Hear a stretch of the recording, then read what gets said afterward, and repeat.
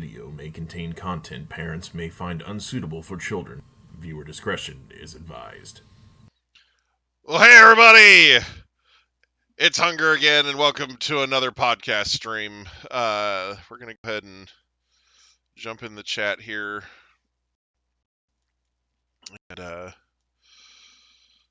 first tee. Alright, so first tee. Anyway. We're just gonna be hanging out, doing some podcasting while maybe building stuff. So yeah.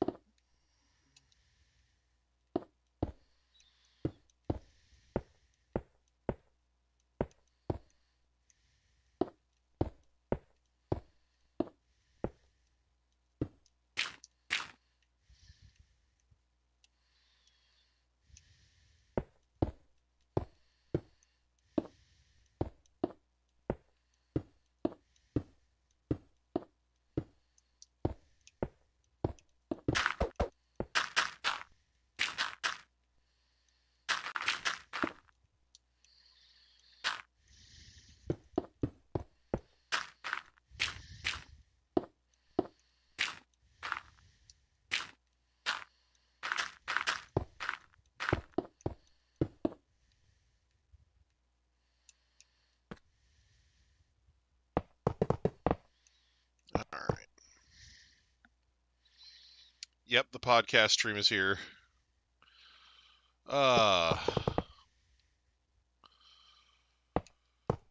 Okay. So let's see.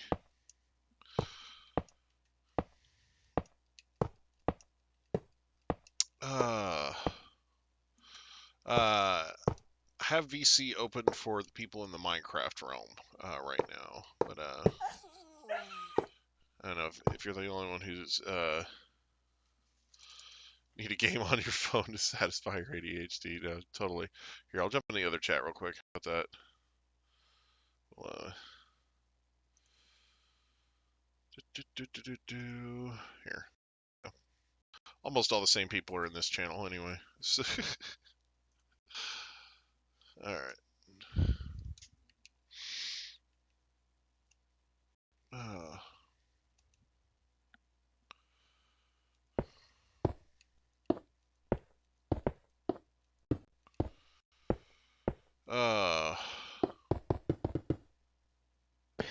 Good evening, America. How we doing? Doing all right. Awesome. Man. Hi, Wolfie. Hi. How's it going? Also, I hope you didn't see what happened last night, because goddamn, it was awful. Are you talking about the troll that was in the chat, right? Like it was spamming No, I think sex it was links? it was a hacked account that was like spamming.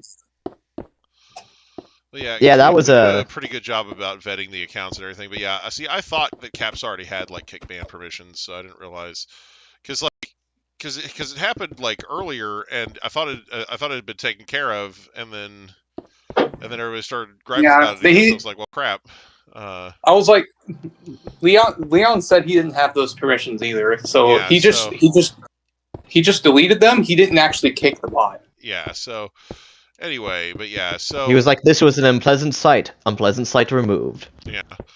So Yeah. anyway, yeah. So I was I kicked the guy. I kicked and banned the guy, and you know.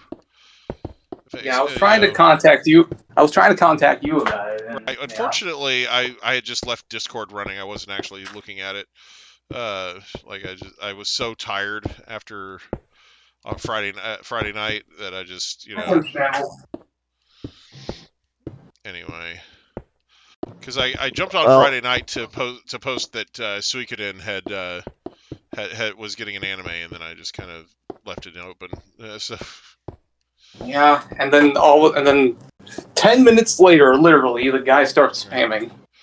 Yeah. So anyway, but yeah. So as far as why I haven't modded you for either Discord or the channel, and you've gotten a lot better, by the way. But you're very sensitive about things. I know I am. I honestly do not. I don't blame you for not doing it. Yeah, because my fear was always that you would ban somebody for something that I felt was kind of minor. So I just didn't want to. I didn't ever want to have to cause that problem. So I just never did it. So that's why. Yeah, it's not that that I mean to slight you or anything. It's just there's just certain people that I trust to let more slide, and those people have gotten modded.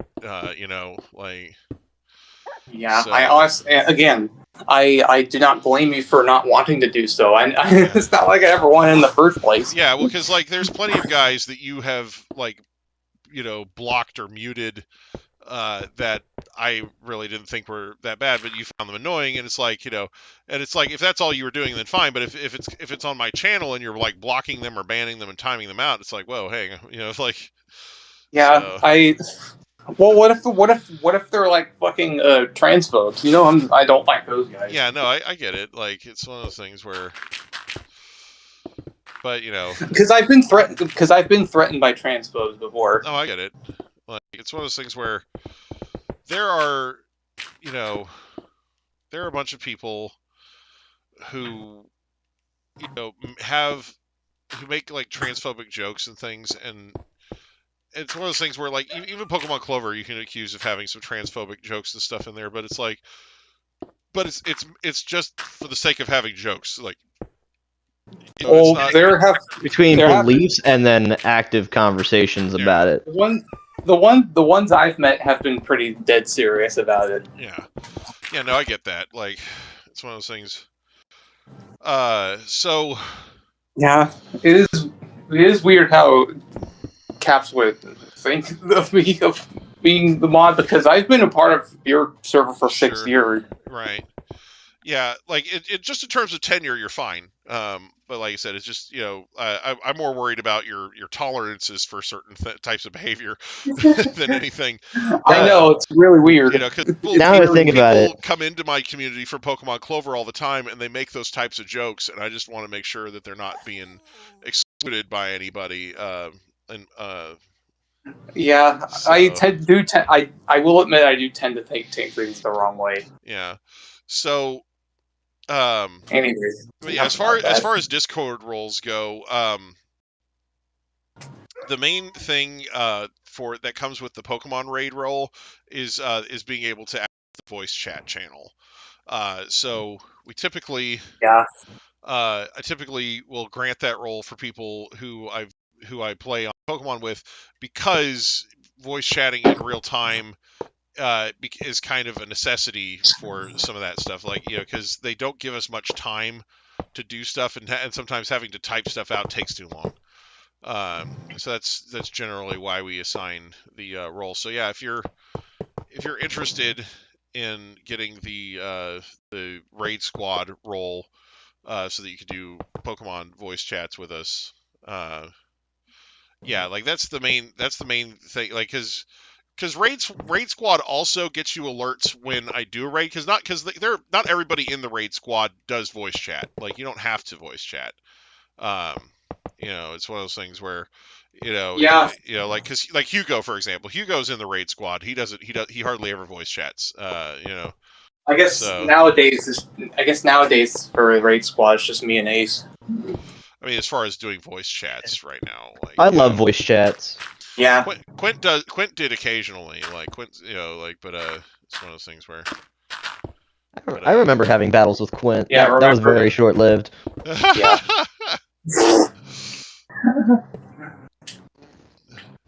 Never again. I don't want to abuse him any further. Anyway, I'll shoot you the raid squad roll. Yeah. There. Oh yeah, I we remember are being in a part of- VC. We are in fact in the Pokemon VC. Yeah. Basically, I joined the Pokemon VC because I was like, well, Van's here and wants to talk, and nobody else is in the Griefers United chat, so it's like, well, yeah. Oh yeah, that's fair. And it's almost the The exact what same United people chat? in both. Griefers United is the Minecraft chat. Yeah, it's for those with the role called Brown Brick. Yeah, it's the people who have the brown bricks roll get in there, and that's basically people who I've invited into the Minecraft realm. Yep. Got it. So. That's cool. I forgot how long that realm's been going on for. This realm has been here for years now. But I believe 6 or 5 years. I believe It's been a while now. It's crazy. Like, how long have you been turning that entire cavern into gold? Like time wise. This one not terribly long. it's a huge. It's Wait, a huge this one. basement. This implies that there's another one. Well, so my first big building project in this realm was I took a mountain and turned it into a castle. Like, Ooh, I literally that thing from Lord of the Rings. I literally just went through and just started wrecking mountain and turning it into castle. Like, because at the time I wasn't playing on creative mode, so I needed materials. So I would just wreck mountain, get materials, craft it into stone bricks, make castle, and then I just kept repeating that loop, There's Impressive. my biggest project in the realm is a sprite that I redid of myself. But yeah, I think I saw that photo of that. My castle has some crazy stuff in it. I'll have to show that off. Yeah, it's next to my house actually. So, how long did you spend doing that? Like how many hours did you put into that build, Dolphy? It only took about 30 minutes. Oh, okay. Yeah, this one I've been plugging away at for a while. This subterranean gold replacement thing that I'm doing. I don't go on the realm as much anymore, but yeah. I am proud of the stuff that I made. Caps loves hanging out in the Minecraft realm because and there's plenty of other people who like it too. So it's like so I just keep it around for everybody. But yeah, let's see here. My largest Minecraft project took me 13 hours to complete. Okay. It was basically just a massive hotel. Have you guys ever seen or heard of the Hollywood Tower Hotel or the Tower of Terror from Disneyland? I've heard of the Tower of Terror, yeah. Anyways, it's sort of meant to represent that Art Deco old school style, and it just took me a while to complete. Yeah. I am very pleased with that creation. Sure. But essentially I was like, you know what? As a goal for my D&D character, I want him to open up a hotel. How do I describe this hotel? You can't describe it with words, so I might as well build it in Minecraft so I could show other people what I got in store. And more than likely, that will never happen. A man can dream. Okay, there we go. Anyway. Why the gold? How about this? Why not? Why not the gold? Yeah. So, oh wow. Yeah. So this is what the outside looks like. Pretty massive. It's the Golden Tower. Yeah. So it's located right next to this gigantic statue of Gigantamax Stakataka, shiny.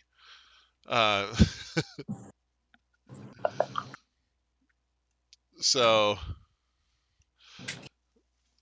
basically, when we were doing Stakataka hunts in Pokemon Sword, here let me pull this up.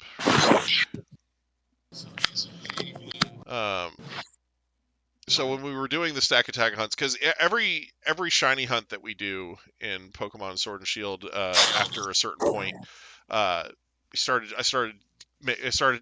getting Caps to make AI theme songs for them. So Yeah. We just haven't changed them recently because we were just shiny hunting birds. Well, yeah, cool. The more recent ones, I've written the lyrics, and then Caps has just had the AI make the song. So, but yeah. But anyway, but the Stackataka song was here we go. I'm pulling it up now. I'm gonna play this on stream since we don't have any background music anyway. Great, it's already loaded up. Here we go. All right. I'm searching for gold. The sea of mediocrity is getting low. But I won't give up. I won't be blind. Gotta find that tower. The one of a kind. Here we go. Screen's frozen. Yeah, no, it's fine. Nah, he's just admiring the one frame. Yeah.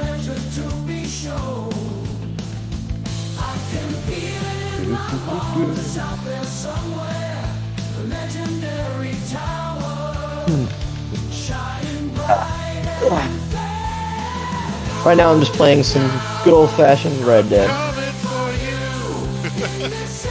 Yeah, the lyrics, that's funny. You know, there was I know, like, everyone's like, oh, AI bad, or AI this. To be fair, I thoroughly enjoy a lot of the AI-related music, because it's like, I mean, I don't know. Sounds to me are always sounds. And it just sounds good.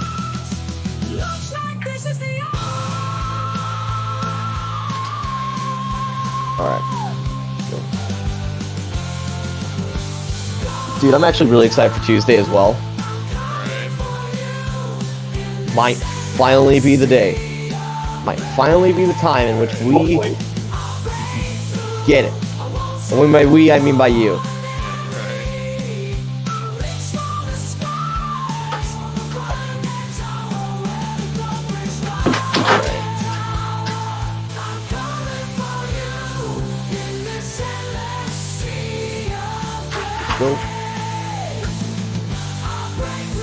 You know, that Yveltal was actually the first and only shiny I've ever gotten from Dynamax Adventures.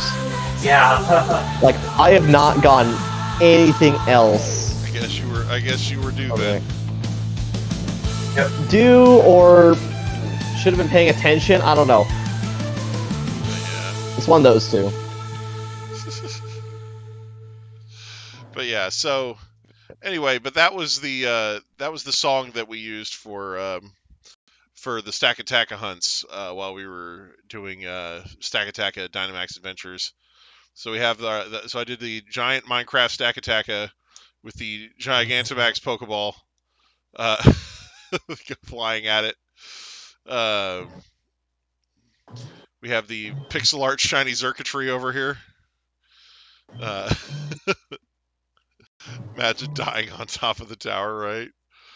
I also did a sprite art of the shiny Xurkitree over there. Yeah, no, that's what I was showing off. Oh, okay. The pixel art shiny Xurkitree. Got some. This realm has some crazy structures in it. It's yeah. Well, maybe you should take a visit to my house and show me my my sprite project. Tiny armor stand throwing the ball. Yeah. Yeah, it's meant to be where you can like position your character down there and have it look like they're throwing it, but yeah. Mm-hmm. We got some nice, powerful floating islands. Oh yeah, we got the massive hot and cold dragon Oh, like, Oh yeah, take a swing by my house and show them my projects. yeah, I'm not. his Yeah, thingamajigs. get this. Yeah. It's got a shield. Anyway. So, Yeah, got, the dragon. yeah. Okay, here we go. We got They're our halfling. Holy frioli. Princess Ovelia pixel art from Final Fantasy Tactics. Oh Lord, please save us, thy sinful children of Ivalice. I forgot about that thing. Yeah, it's freaking gorgeous. Anyway, and then we have Mega Man X over here. And, Wow. he's facing off with Sting Chameleon. Oh, interesting. And then there's a Kerbo up here for no reason. Now he's getting ready for his like down special or something. Yeah, just he's gonna jump. He's gonna just flatten Sting Chameleon. Anyway. Would not surprise me at all. Every Kirby player is the same, But yeah, except all the more awesome. So yeah, by his Mega Man remind you of Samus. Mega Man X actually did play quite a lot like Super Metroid. As compared to the original Mega Mans. So what do I main in Smash Brothers? I like to play Incineroar. Let's see, because I like. You know what? I should have expected. Let's see. I also like Bowser and Peach. Like both of those. Okay. The little pixel art of Rosemon from Digimon. I have not played Smash Brothers in a long time, but if I were to pick a main, it would probably be Rob. Gigantic statue of my Rob character. is solid. Yep, he is. Suitable for worshipping. Let's see. We got more pixel art. We got Mario and Black Mage. We got a little Donkey Kong down there.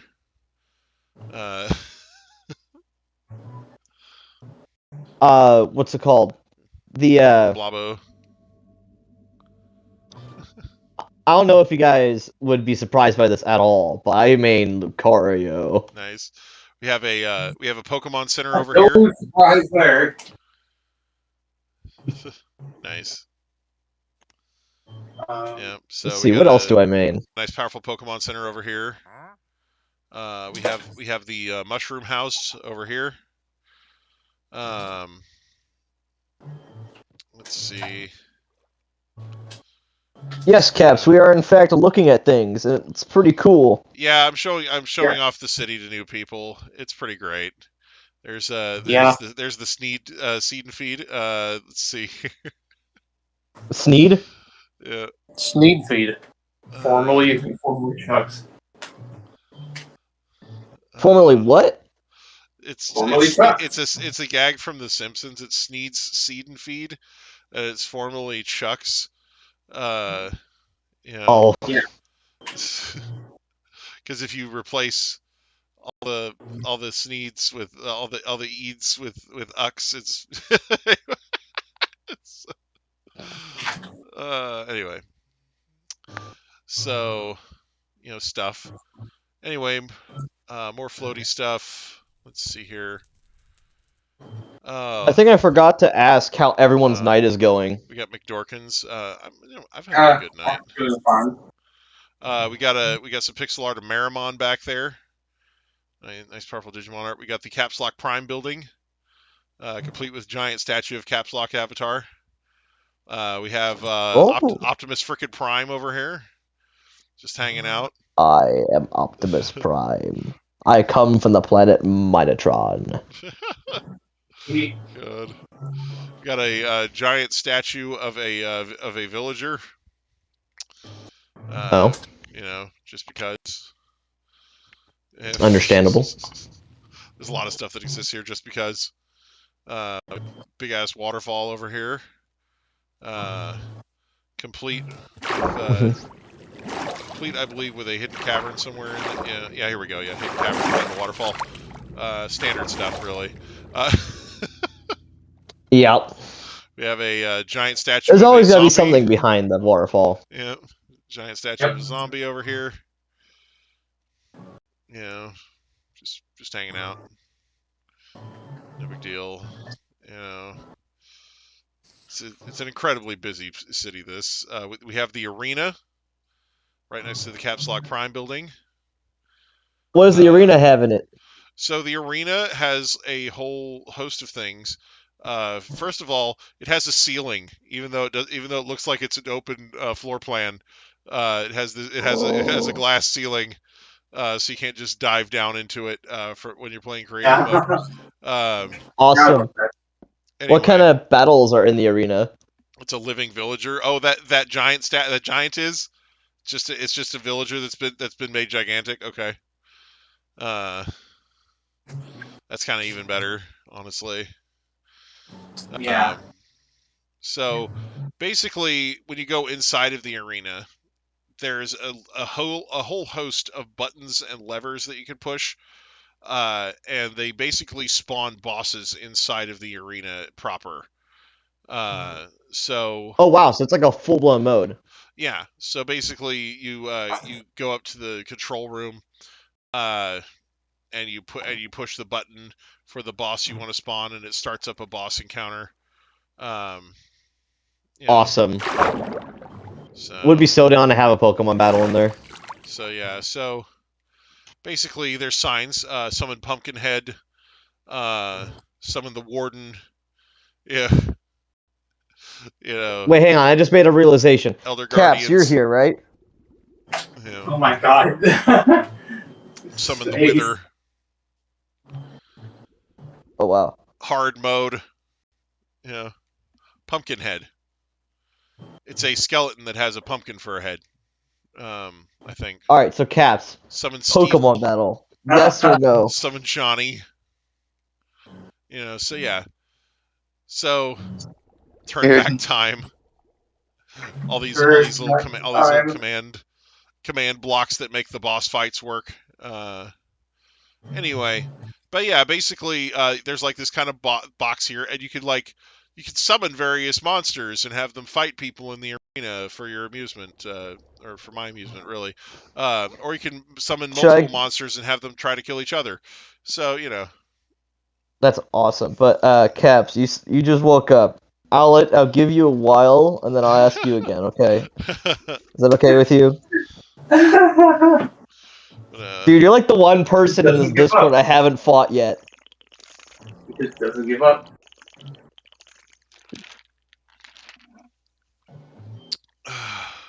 Dude, I like to battle, sure. I know. We know you do. I also just recently watched that. I missed out on the saga of watching all the battle videos. I watched the one with Iron Moth in it, not like earlier today. Oh, the fucking pledge team battle. Yeah. Yeah, that was something. That was something to witness. It was I mean, I don't know how to describe it. I cooked pretty hard with my pledge team, to be honest. Right. I should know. It was it proved very scary. All right. But you know, that's something I gotta admire about you guys. I might be able to. The Iron Moth on that team is the best mon on that squad. I do have a variety of other guys that I put on that team, like Hisu and Braviary and Sneasler and Blissey, but I just chose those 6 in particular. Nice. The one thing I gotta admire about you guys is you guys are really good at creating lots of different teams and making them all effective, while my mind is only capable of keeping track of one thing at a time. Yeah, we're about that creativity. Well, I like to try out different gimmicks and stuff and see what works and what doesn't and what needs tweaking and stuff like that. So, yeah. For sure. For me, it's sort of like, all right, I like the guys that I like. How do I win? Yeah. Well, for you, it's kind of like, you know, battle. You pretty much win on almost a near basis with that particular squad. Anyway, sorry. I swap items around a lot. Hang on, I recently got a different idea. Well, that doesn't involve Cobalion, but it still involves stupidity. Uh-huh. So, it still involves justified strats, I'm gonna bet. it is more justified strats, but it's something different. It was inspired by looking at Iron Moth. I'll have you know that. Oh god. So, imagine if you will a Paradox Mon, right? Here's the thing I did with Iron Moth. Even with max speed and timid nature, its special attack is still higher than its speed. Okay. Because its base special attack is 140, while its speed is only 110. So what I did with its EVs is that I made its special attack EVs 1 point lower than its speed, and then put the booster energy on it so we get the speed heightened from it. So get this. So it just outruns a lot of things and kills them. Okay. So here we have the inside of the Caps Lock Prime building, where Caps Lock has built numerous teleportals. So basically, buttons that you can go and hit to transport yourself to various parts of the realm. Wow! So the Caps Lock Highway, if you will. Yeah. So just a bunch of little things, and there's an elevator. There's an elevator that takes you up to another floor. It's more like a depot. Oh, hi. Hey, Quint's here! Hi. Crap. It's so nice to hear your voice, man. How you doing? I was trying to hit the thing, and I accidentally the hype train. accidentally destroyed it. Oops. I was just enjoying a delicious banana. Crap. But hang on. So you guys want to hear my stupid idea for the the thing that was inspired Iron Moth? Okay. So you know the creature named Iron Boulder, right? Iron Boulder. Yeah. Oh, is it gonna involve some similarity to what I just said? Yeah. So imagine this: you give that thing the Quark Drive to activate its ability, right? Or whatever item it does. Okay. So then you get Keldeo. Give it Baton Pass. Justify Keldeo. Baton Pass it to Caps. What's its face, and then all of a sudden you get to deal with a justified, maximum stacked damage version of what's it called? With the Quark Drive. Iron Boulder instead of just a regular Iron Boulder that can't do that. Wait, Keldeo gets Baton Pass? Keldeo gets Baton Pass. Oh no. Oh god. It is terrifying. I once did it with Koraidon and Zamazenta. That was fun. Justified plus Baton Pass. Isn't Baton Pass typically banned for comp play? No, I don't think Not it is. VGC, I mean Smogon shit. Yeah, I mean that's Smogon tier. We're talking about using it in double battles with Justified, because you use Justified and beat up, and then get it to +6, and then Baton Pass. Yeah, and then go ham. The opponent doesn't interact with you for the rest of the game. I mean, yeah, I've seen that before. Well, it's one of those things. I'm sorry, quit.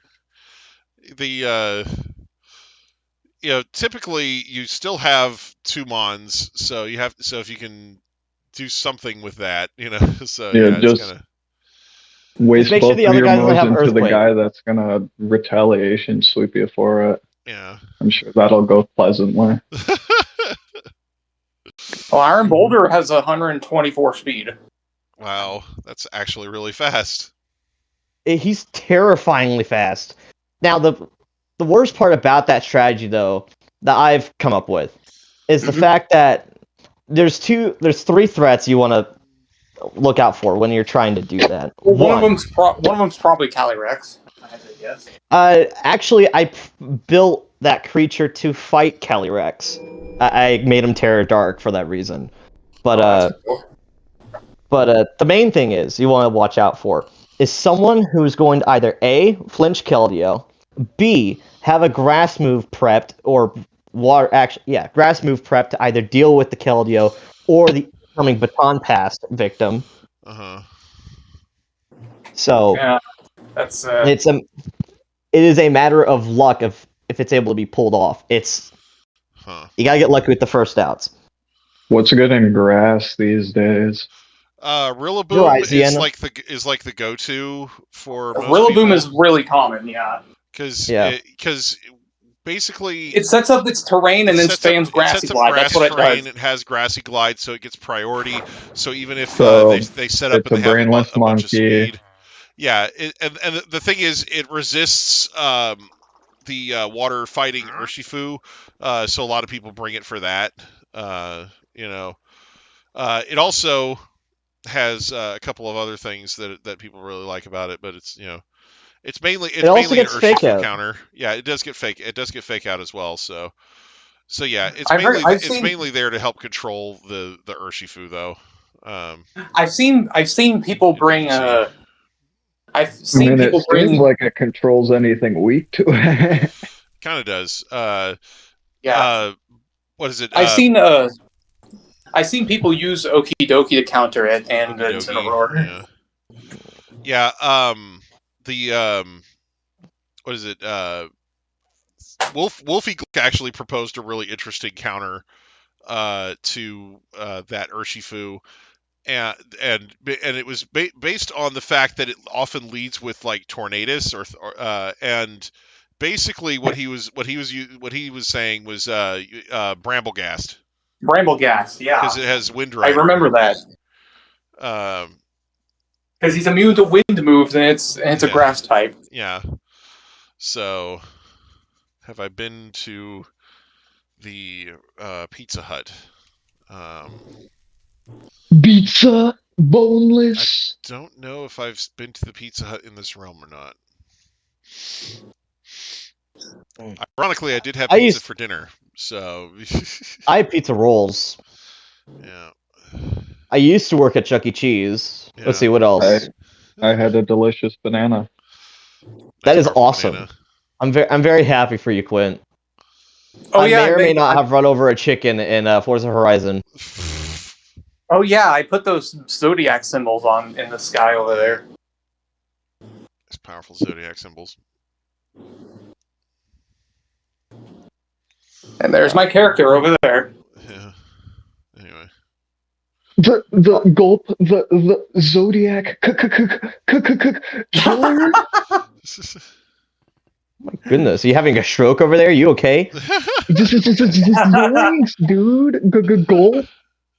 Put the Jack I'm Black head in the shaking sky. in my boots. Oh, yeah. Here we go. There's some nice pixel art there. Oh yeah, the space Doublade over there. Yeah. Space Doublade. Nice, Doublade's got a special place in my heart too. First ever shiny. Your first shiny was Doublade. That's awesome. Yeah, on my first playthrough of Pokemon Sword and Shield, I was sort of like going through the like foggy weather of whatever town is just before the 8th gym, you know? Oh yeah, that in place. the wild area. And Anyways, he was playing on Sword version, Yeah, I was playing Sword, and I ran into Doublade. I was like, yo, that's a pretty cool looking Doublade. Oh, it's shiny. It's the square one, too. What is this luck? That's yeah, sick. I think the wild ones are always square. Yeah. Well, to be square with you, it was pretty awesome. Oh, yeah. I like that effect better visually, so it's kind of a shame that it's the less common one. It's a shame that it only showed up in one game, too. Yeah. Yeah. I like how they just do shit and then throw it away. It's really awesome and cool. Right. It's still fucking awesome and cool. Yeah. Uh-huh. Yeah, it's really... I remember when I got to play campaigns in step mode and they just decided, you don't need... that part of the experience is fuck it. Who even cares, dude? Not you. Alright. That just sounds like a Nintendo thing in general, where it's just like, we've already done this once before, we're not getting a sequel. I mean, Star Fox. Like, I think Mario Kart was having the fucking issues where people couldn't just run a normal Grand Prix 3 races because they had the intermissions getting tossed in as Yeah. like part of the pool. So it's like Nintendo does do that shit where they're like, oh well, you were playing this way, but this is the new way you should be playing, and it's like that shit is so fucking annoying. God, yeah. Yeah. Okay, so we're coming up on my castle here. Gaskel, your Gaster Castle. We got some Yeah, massive golems here. Let me pull away the all the comments. So I actually built this this skeleton head at one point and was using it as kind of a base, and then we built this body and like this upper body around it later. Are those end portal effects that I'm seeing? Yeah, kind of, a little bit. You know, it's just it's just a cool little block. Yeah. Anyway, but yeah, we got the scarecrow just chilling. Always a norm. So, He's scared. He's scared, Dro. I heard he has like his Scarecrow. own song, but you have to make it up for him. Anyway, so yeah, so we did some pixel art, and made them into made it so big that we could make maps out of them. So this is the Sailor Moon pixel art project. The Senshi. That is awesome. Yeah, it took a lot of work.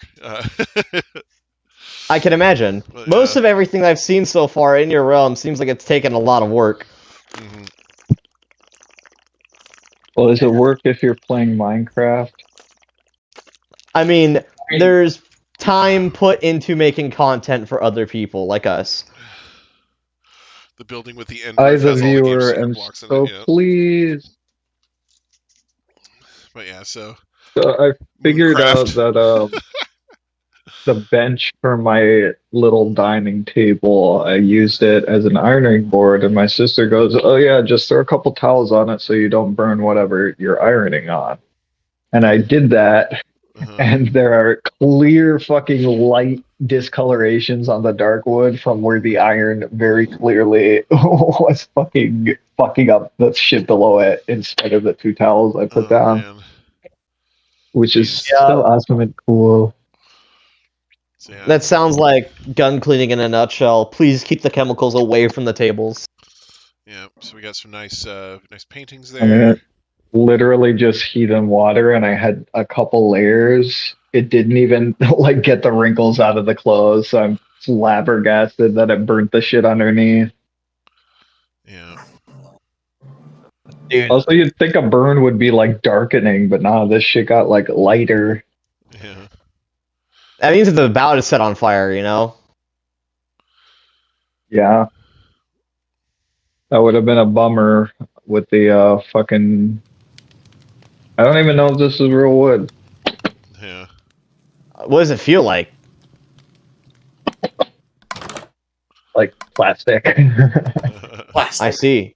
Then you might have been bamboozled by whomever sold you that table or whatever. Bold of you to assume I bought furniture ever. Right. Imagine having your furniture come from someplace other than hand downs. Couldn't be me. Yeah. Uh, My mother actually built a table in the same style of the, you know, like the Japanese structures where they all put together by joints and stuff. yeah. She spent like a good solid like couple of months putting that table together, and it is solid. Yeah. Like it was a nuts project to watch her create. Why'd she make it? Still figuring that out to this day. I have a project I'm over a year behind on. What project is that? And Dolphy has some minor interest in it.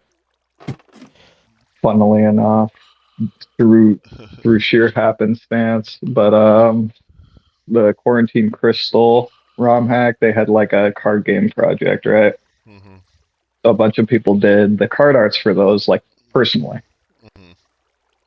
And I'm supposed to do I took it upon myself to do a beach scene, and I had the model of like most of the moms, but I just haven't actually put the scene together and taken photos yet. Mhm. Got it. Well, if you're still putting the scene together, add Keldeo to the list, please. I'm not putting Keldeo on the fucking custom monster roster ROM hack TCG project. Oh, never mind. Alright. Sorry, I heard the word Mon and just assumed Pokemon, so it was just like, oh yeah. But don't worry, don't even worry about my suggestion. Then it was dumb from the start. Yeah, and I made some. Actually, I can. For those not otherwise occupied, where did I even put my phone? I was gonna say I can show you the little guys I made if you're interested. Sure, please send them in whatever chat you see fit, as long as it doesn't involve the that one in what's it called? Let's call him unfortunately hacked individual. Lilac maker, rose maker. But yeah, it's I made clay models for these are words most of you won't recognize, but for Squucky and Squeenie, Dolphy. Wow. Vaguely not present Dolphy. Right. Is here, isn't here.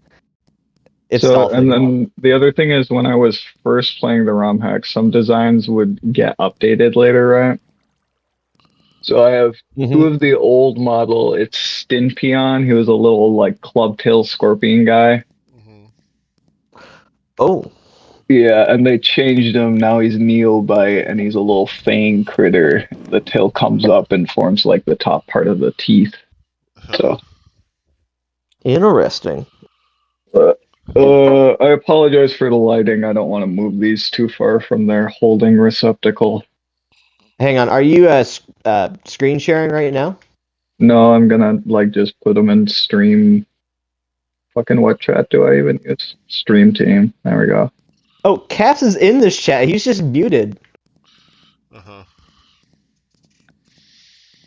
Hey, dude, Pokemon battle?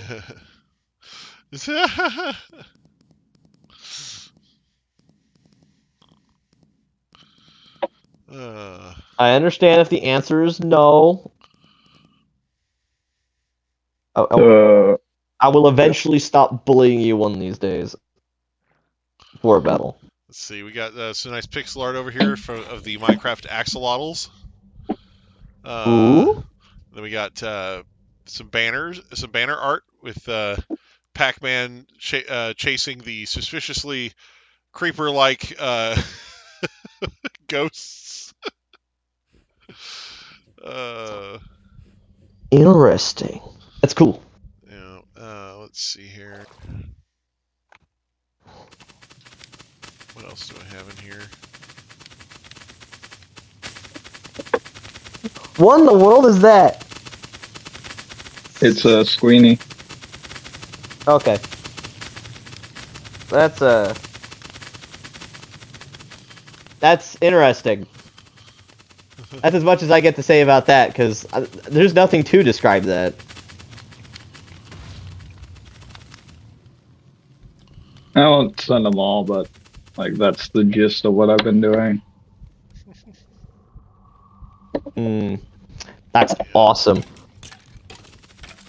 So how long you been working with clay and stuff?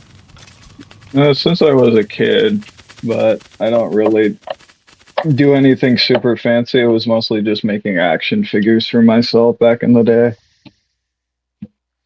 It still is impressive.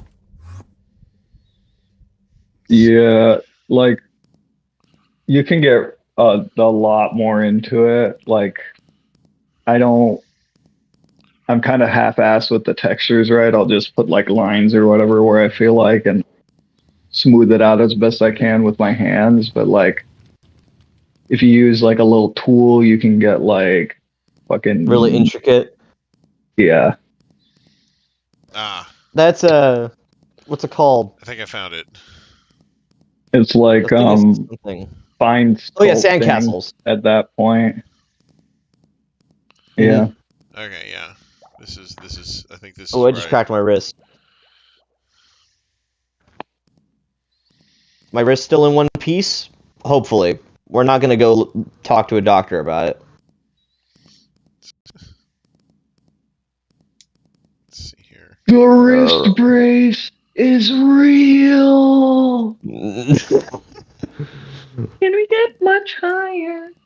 Oh yeah, what are your thoughts about One Piece being a season 1? What? That's a good one.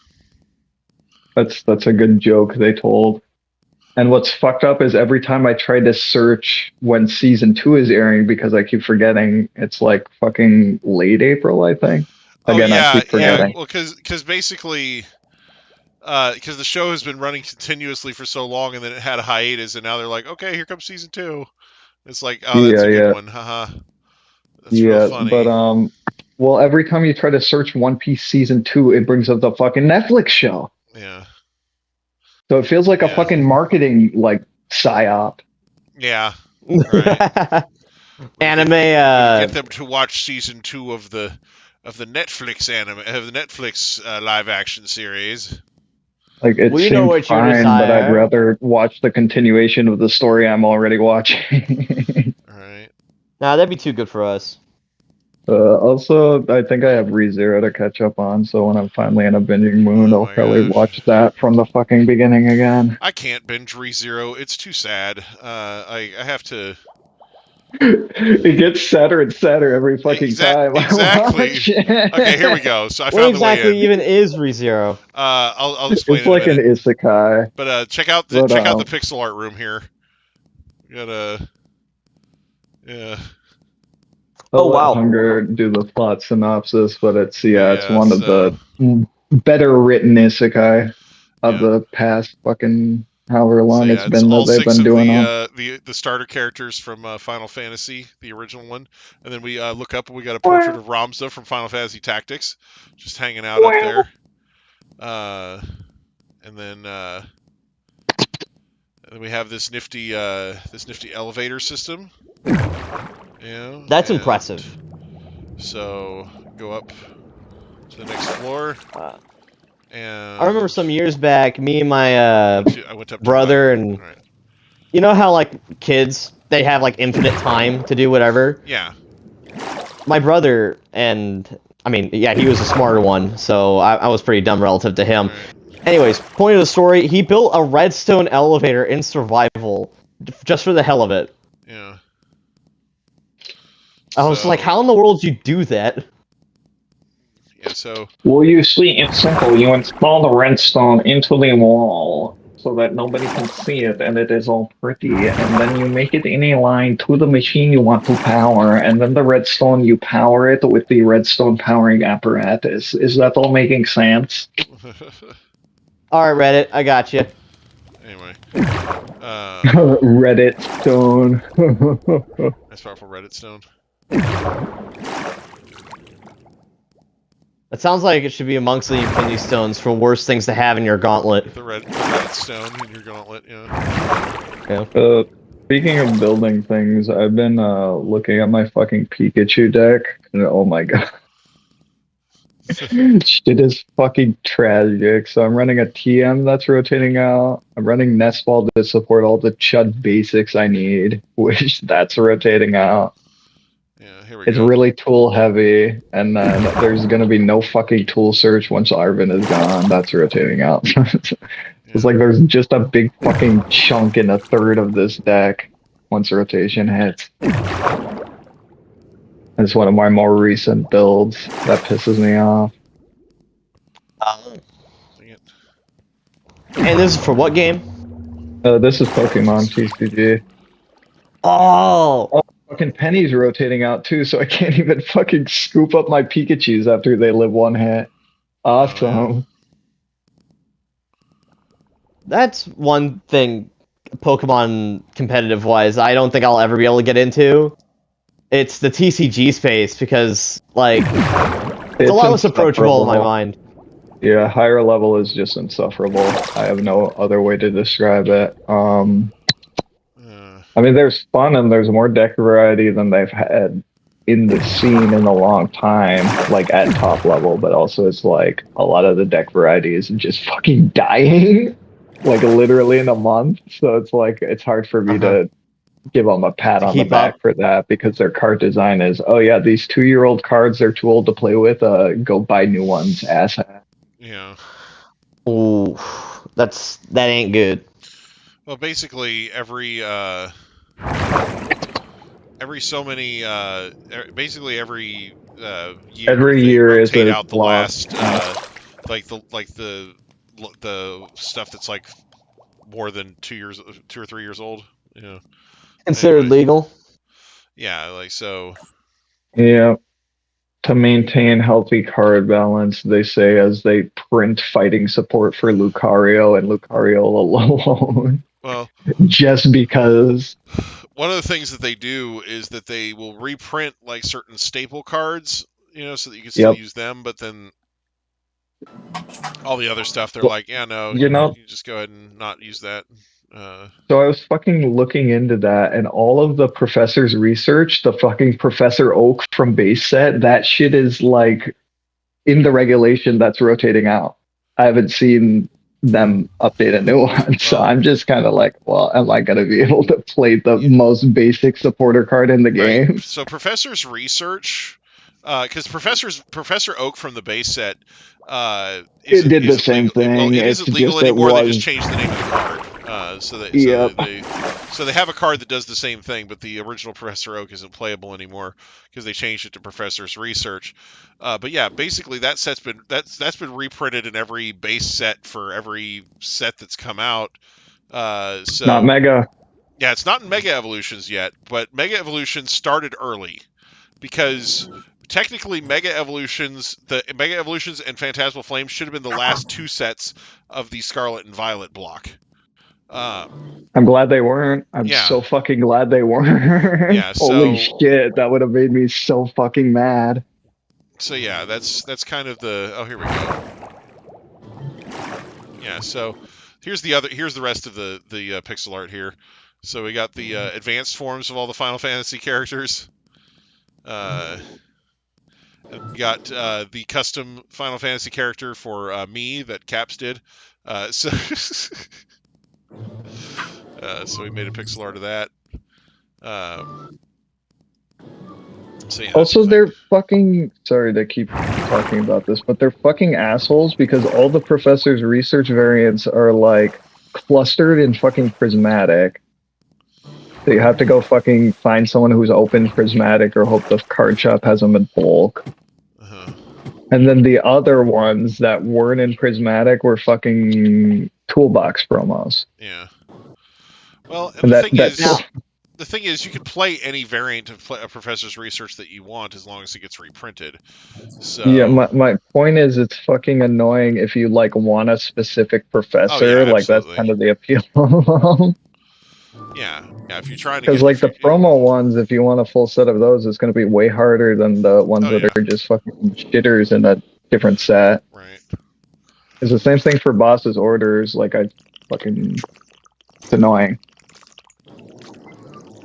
I almost wish the staples were like printed separately and not even in set lists.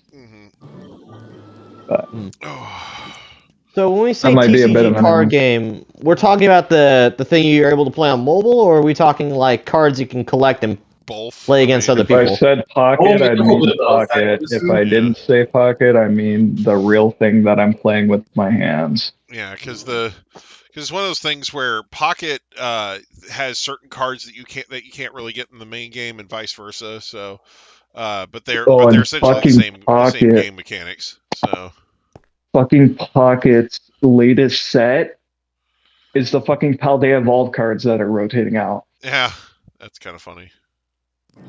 Here you go. You can buy these. You can't use them, by the way. Well, if someone like is learning to play on Pocket and they want to get into the TCG and they do it at this time, they're going to be getting fucking like pranked because they'll be getting old cards showing up to fucking places to play that only play standard, and they're going to fucking they're going to be like, oh well, you can play it this once, but you need to build a real deck next time because we play standard here. That sucks. Castle visitors. Yeah. So yeah, you got my little my little treasure room out here. Got a nice, powerful copper golem in here, just randomly doing shit. Also, it's the same He's card still art. organizing the inventory left a few years ago to this day. Yeah. Like they're recycling the fucking card art for Pocket, which they were doing to a degree before, but now they're doing it way more brazenly. Right. Yeah. Mm. Well, the whole thing with Pocket was that it's supposed to have cool card art, because it had the. Well, yeah, but it's like only the immersives, and those are the hardest shit to pull of all fucking time. Or you get dupes of the same one instead of the fucking one you don't have, and they're untradeable because fuck you. Or you have the one with the copyrighted art that the art's coming soon. Don't worry, guys. Yeah. Yeah, I have That's hilarious. Fritz and Max. We made an oopsie whoopsie. Yeah, that shit was funny. I mean, it kind of is funny, but also like the fucking one of my favorite cards of Scarlet Violet era is the fucking City in Flames Ninetales. That's by the artist that fucking got in the hot water for fucking being given resource materials to fucking trace over, and it's like, how much of this is just traced over resource material from this artist? Right. Exactly. Yeah. So that's kind of a bummer. This is a monument to all your sins. As far as I know, like that, yeah. It's like now that I know what that artist does, it makes the card a little less special to me. Right. It's like conception in a lab almost. Mewtwo card. This is crazy. Just kidding. That was a really dumb joke. I'm so sorry. Took me like a good 15 seconds to process what you even said. Return to monkey. Oh, you mentioned that the card was made in a lab, so I was like, alright, what's the first thing that comes to mind? Mewtwo. Okay, Mewtwo card. Yeah.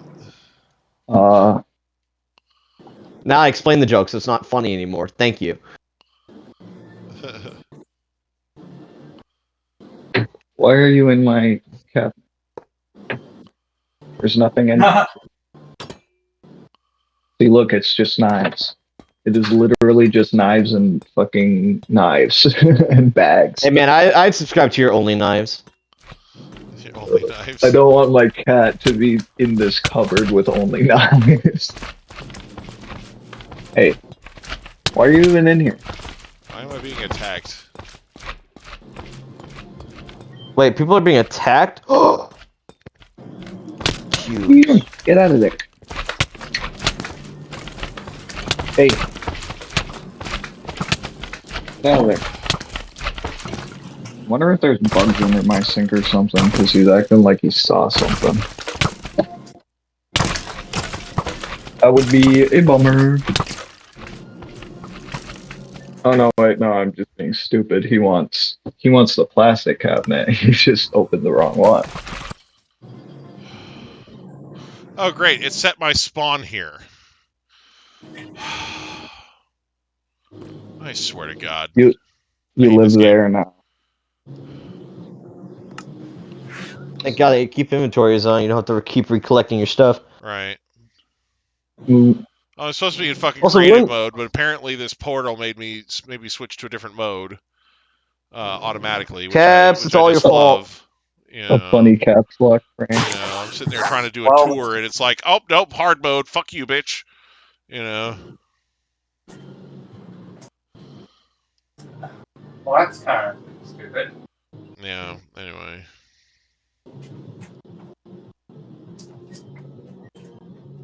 Also, how's your day going, Quinn? I don't think I asked you. My day? I kind of like did fuck all. I went and spent 160 on singles like a freak. I don't know what that means, but it sounds crazy. Not all of that was singles. Singles are like a card that you just buy, like you see it in the display and you buy it because you want that card. It's not like packs where you just get what the fuck ever is in the pack.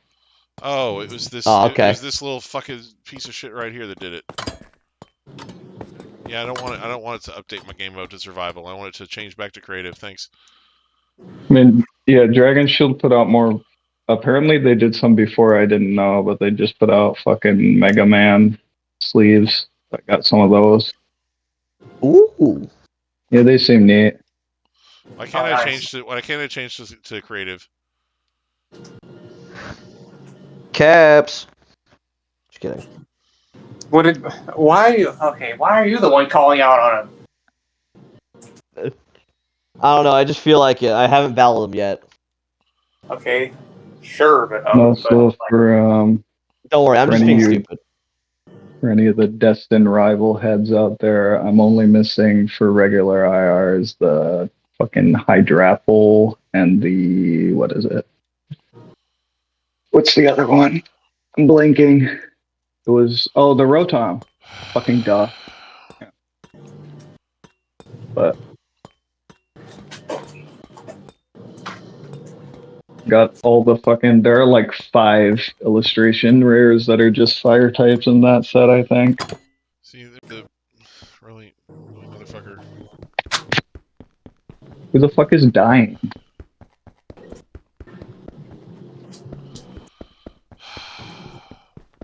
I didn't mean to put that there. When we got that fucking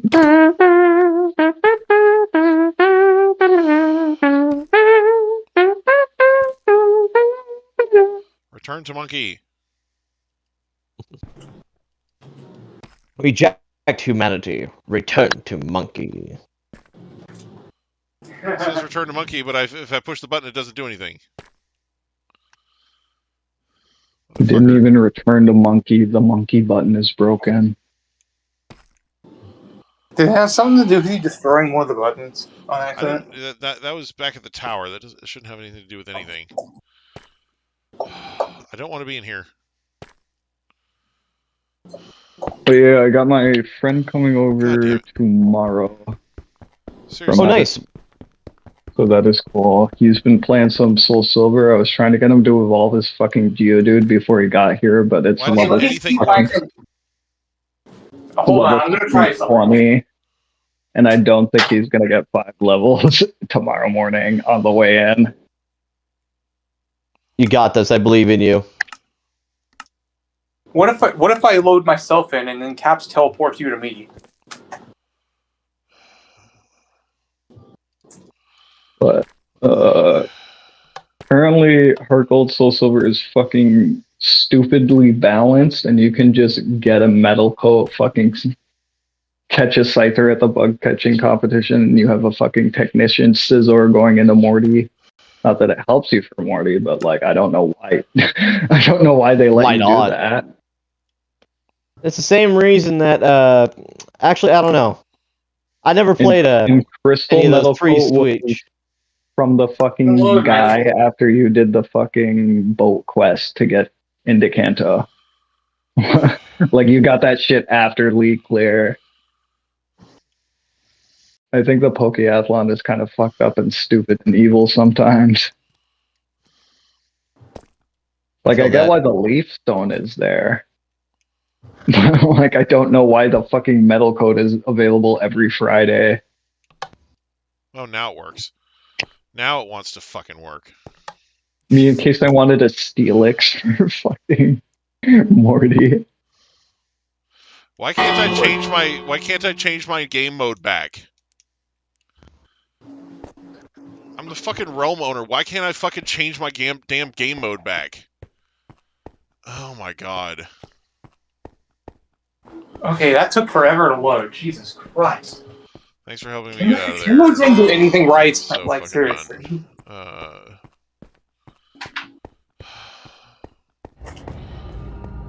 In news that doesn't matter, in the next couple of weeks, I intend to get myself a shotgun. Wowzers. Is that that for hunting purposes, or are you more like a shoot at targets kind of person? I'm a shoot at targets kind of God guy. damn it. I do want to go hunting at some point, but But yeah, like I I was mainly shoot thinking a targets. shotgun probably wouldn't probably wouldn't be your first choice for that. Ace it depends. Ace lives in California, so yeah, I'm the most Texan Californian to ever exist. Why does it say my game mode is survival if it's creative? That's crazy. And what is the shotgun good for? Thanks for getting me Fucking out of there, bears? Caps. Fucking elk? It's actually really good for birds. It's okay, I loaded in for nothing. Like turkey, ducks, flocks. There's birdshot for a reason. Buckshot's used for humans. And then slugs is for anything you wish to not see anymore. Buckshot's supposed Like to be trucks. used for bucks. It just works on. It just happens to work on humans. It happens to work really well on humans. It's like a wall of 9mm getting sent straight at a single individual. Yeah, that seems like overkill for the turkey. I'm gonna be real. Nah, it's just perfect. You see, this is where you use birdshot, which is just perfect for birds. I mean, I guess Also, if you want to hit a perfect bunch for- of birds, but like, who the fuck wants to hit more than one turkey? Well, you see, you get a huge group of turkeys. You shoot them all at once, and they don't scatter because they're all dead. And then you have 4 or 5 turkey dinners at once. I understand the principle, but like, yeah, I guess I never knew a family that would need that many turkeys at once. So, A family that would want to only feed everyone during the winter off of one shot. So this is a good time for a history lesson about the punt gun. I love the punt gun. I know about it. It's like a cannon on a boat. Yeah. So basically, punt guns were like massive shotguns that they mounted on boats. Okay. They made them illegal after a while. Only after they drove an entire species of bird to extinction. So basically, there was this pigeon, right? It was a species of pigeon that a long time ago was the American principal bird of choice for eating. Okay, so let me look this up real quick. I want to give everybody the real information here. So.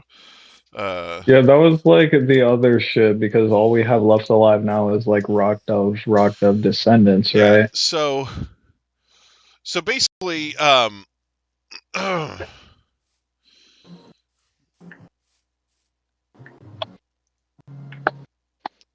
Fun fact, basically, the punt gun featured in the movie Tremors. Yeah. But essentially, the punt gun was made for commercial bird harvesting, meaning that hunters would use it to hunt massive numbers of birds all at once and then take them to sell. So you just boat up with your big fucking gun and then shoot a flock of birds and then what? Net them up? yeah, exactly. So basically, Yes. there is the 2004 film Tremors 4 featured a punt gun used in combat. But yeah, that was fun. But basically, a punt was a type of boat, so that's where the name comes from. Basically, a single shot from a punt gun could kill over 50 waterfowl that happened to be in the area. Damn, it was basically the bird equivalent of a grape shot cannon. Yeah, it's a massive type of shotgun. Anyway, hunters. I'm just imagining the boat fucking moving backwards every time it takes a shot. Yeah, it says hunters would maneuver their punts quietly into the line and range of the flock using poles or oars to avoid startling them. Generally, the gun was fixed to the punt, so the hunter would have to maneuver the entire boat in order to aim the gun. The guns were sufficiently powerful and the punts sufficiently small that firing the gun often propelled the punt backwards several inches or more. To improve efficiency, some hunters worked in fleets of up to 10 punts or more. Punt guns are generally muzzle-loaded with a lock similar to muskets or rifles of the day, including flintlock percussion and more modern types. Dude, so old commercial hunting, like fishing, used to be unreal. That's 5,000 fucking birds with your little shitter squad. Right. So anyway, basically, but yeah, there was this species of pigeon, and it doesn't look like it's mentioned here in the in this thing on Wikipedia. But basically, there's a specific species of pigeon that the punt gun helped to drive to extinction. There's also so this species of pigeon used to be really popular for eating in the U.S. Right? It was one of the principally eaten birds, and this species traveled around as a single flock. So they just followed it? So at its height, this one species of pigeon had over 1 million birds in it. And because they traveled as one single flock as a species, when they landed on a tree, the trees that they landed on would often snap and bow under their weight.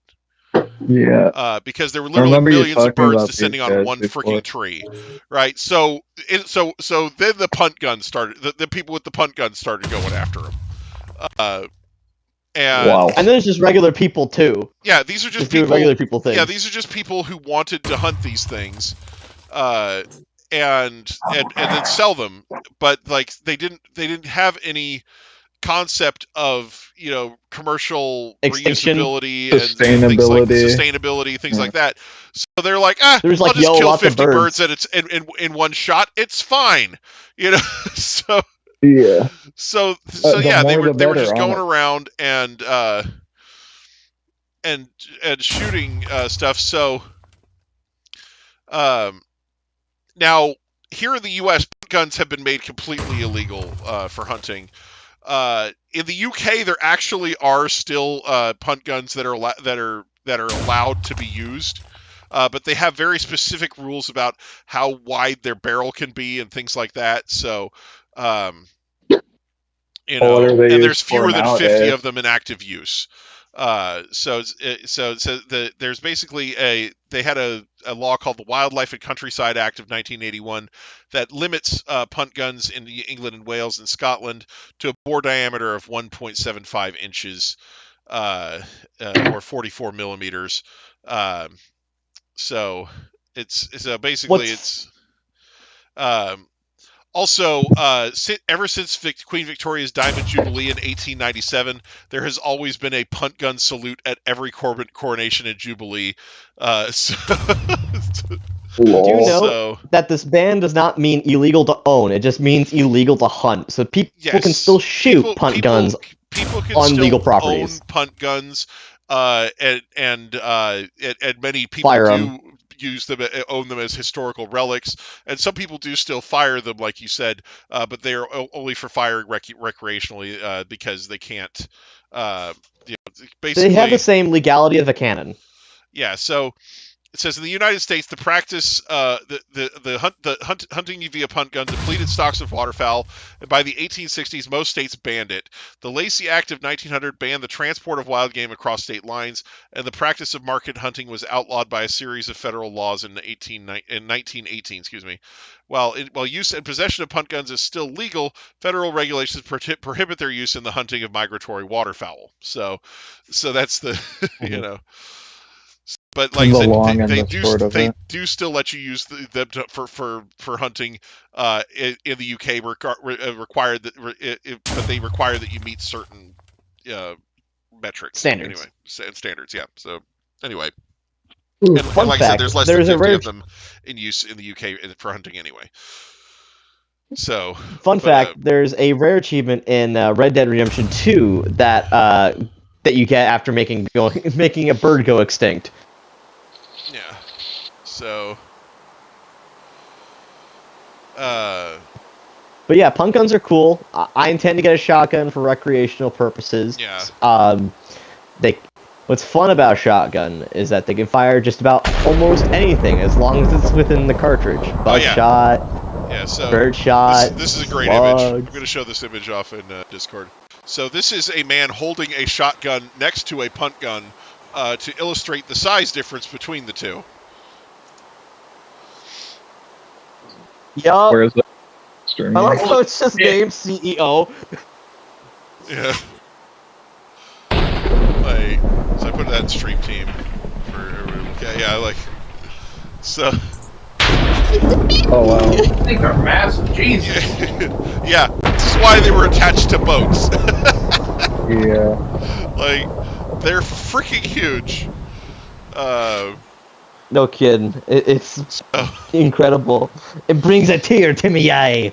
Yeah. So See, when that, you said they were like cannons, I imagined that like a big cannon shape, not like the fucking this looks like fucking Van Auger's rifle. it's like a cannon and a shotgun had a baby. I present to you the canal gun.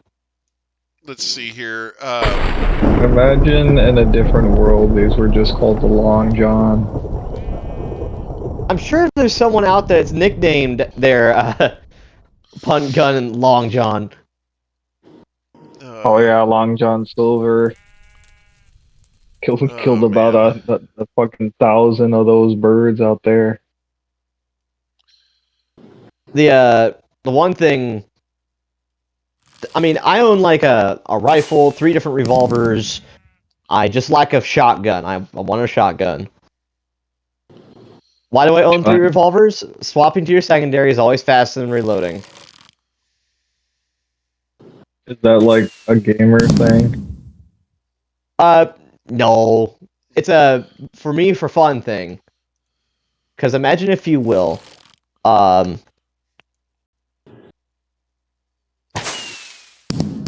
don't get into many Texas standoffs. I don't either. It's just an enjoyable time. I don't intend to end up in a Mexican standoff, but if I ever do, there better be Mexicans. A literal Mexican standoff. Exactly.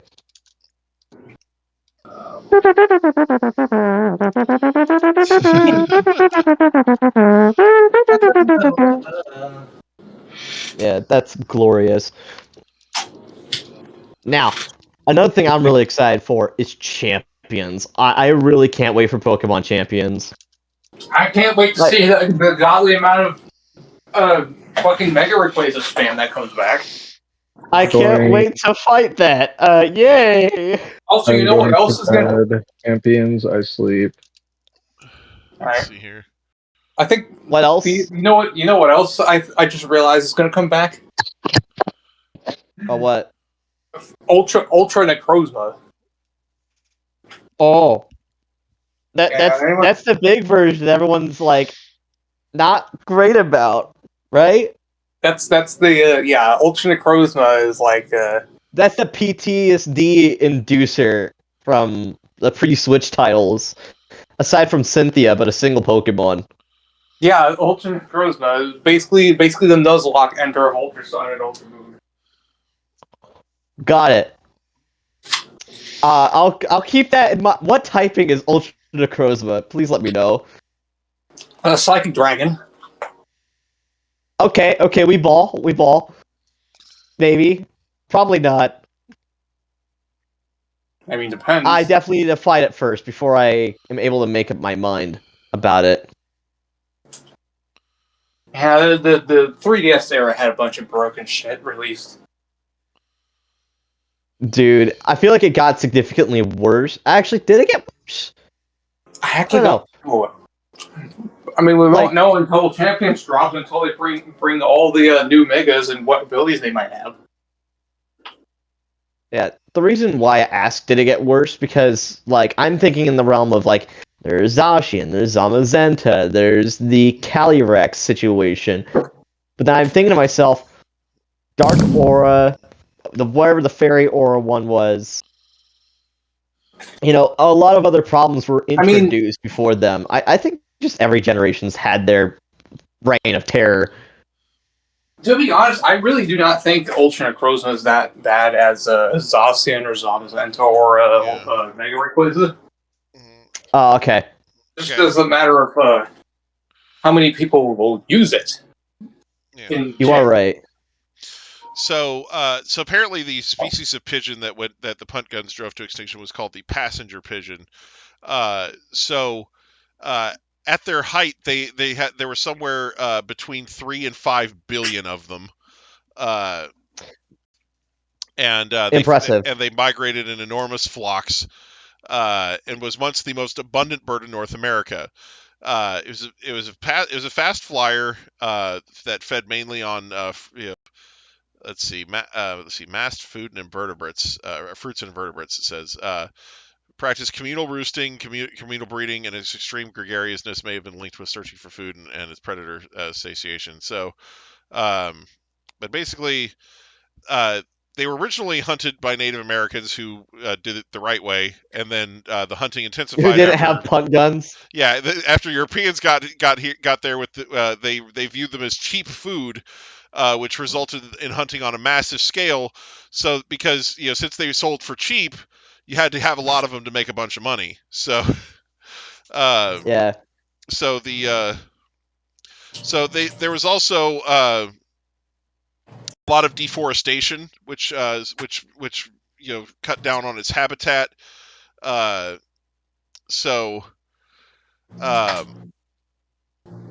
Anyway, humans are built different. Yeah. Anyway, the bird thought to be the last surviving passenger pigeon died in captivity on September 1st of 1914 at the Cincinnati Zoo. 1914, that was a while ago. Yeah, so over 100 years ago, these things were wiped out. But that was after all those things that were meant to save birds passed, but it was just too late for them. They like I said, with the other problems, including their habitat being destroyed, there just wasn't any way to save them. And then there's things called poachers, which are really hard to stop. Yeah, but it's one of those things. Remember, everyone. Life of advice: birds are important. Then why do we keep killing Yveltals? They don't seem that important. Some birds are more important to their ecosystems than others, but got it. Man, the chicken's by far the most important part of my ecosystem. Yeah, we got to have more chickens. They're delicious. Absolutely. At one point, chickens actually outnumbered people by Anyway, but right now they're in the midst of a population decline. But yeah, for a while, I think it was for a while that because there's at one point there's like 7 billion humans and like 10 billion chickens or something like that. But I think the numbers have gone down a little bit. Let me double check here. Yeah. As long as we got like a conveyor belt of them, we should be okay. Cap says he's gonna pass out again. So. Caps, no, don't. We gotta have a Pokemon battle. Let's see. Just kidding. I'm joking. You may go to bed. How many chickens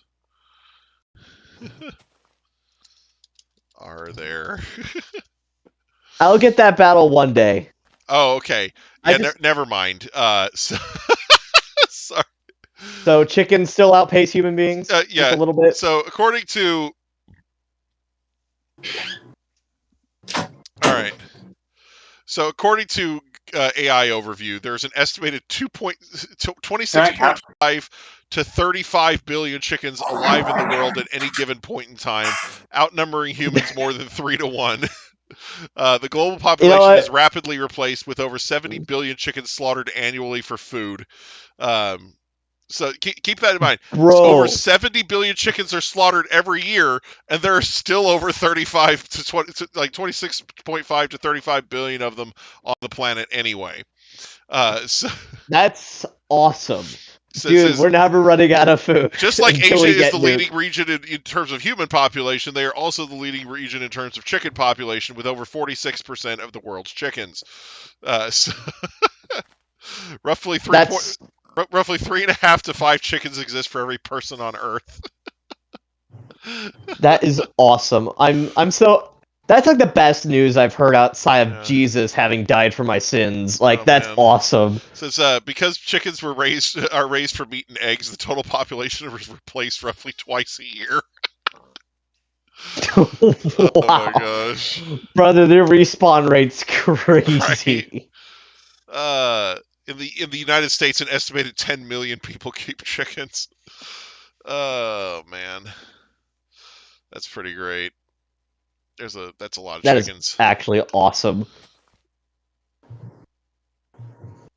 Man, that makes me so happy. You have no idea. Yeah, well, because part of it is because we bred chickens for more egg production. one of these things was said, it says around 100 years ago in the early 1900s, chickens only laid about 100 to 150 eggs per year. But today's selectively bred hens are laying 250 to 300 plus annually. So Genetically enhanced chicken. well, Oh yeah. because basically we've been making sure to breed the chickens that lay more eggs, so so their offspring, will Also does the same go thing. on to do the same thing. Yeah, so it's one of those things where chickens that lay more eggs are, kept around a little longer. So Man, if only the punt gun people heard about this. right, yeah. So, Alternate timeline. let's see Not here. this one.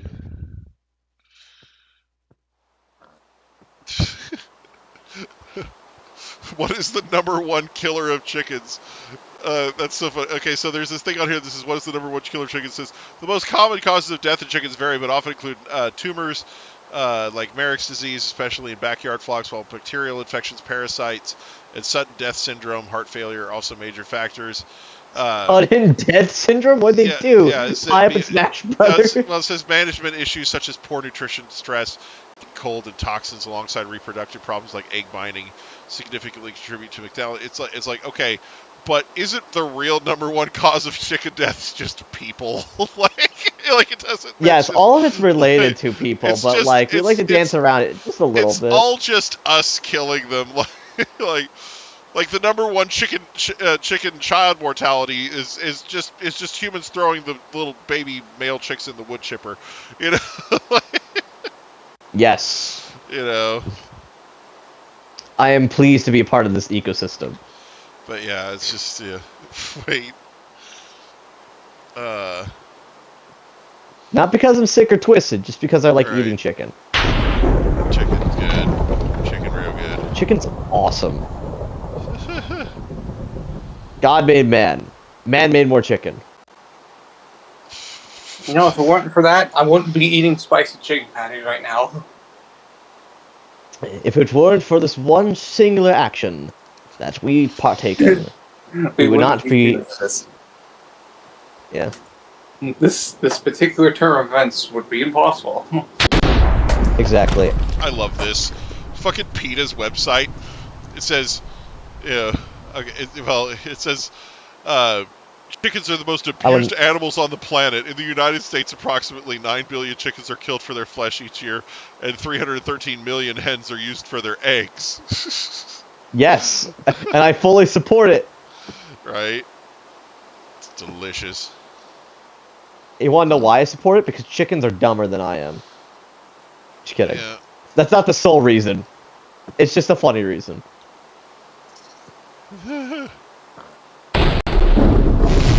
Okay. What? There's a section in the Bible that tells you what birds not to eat.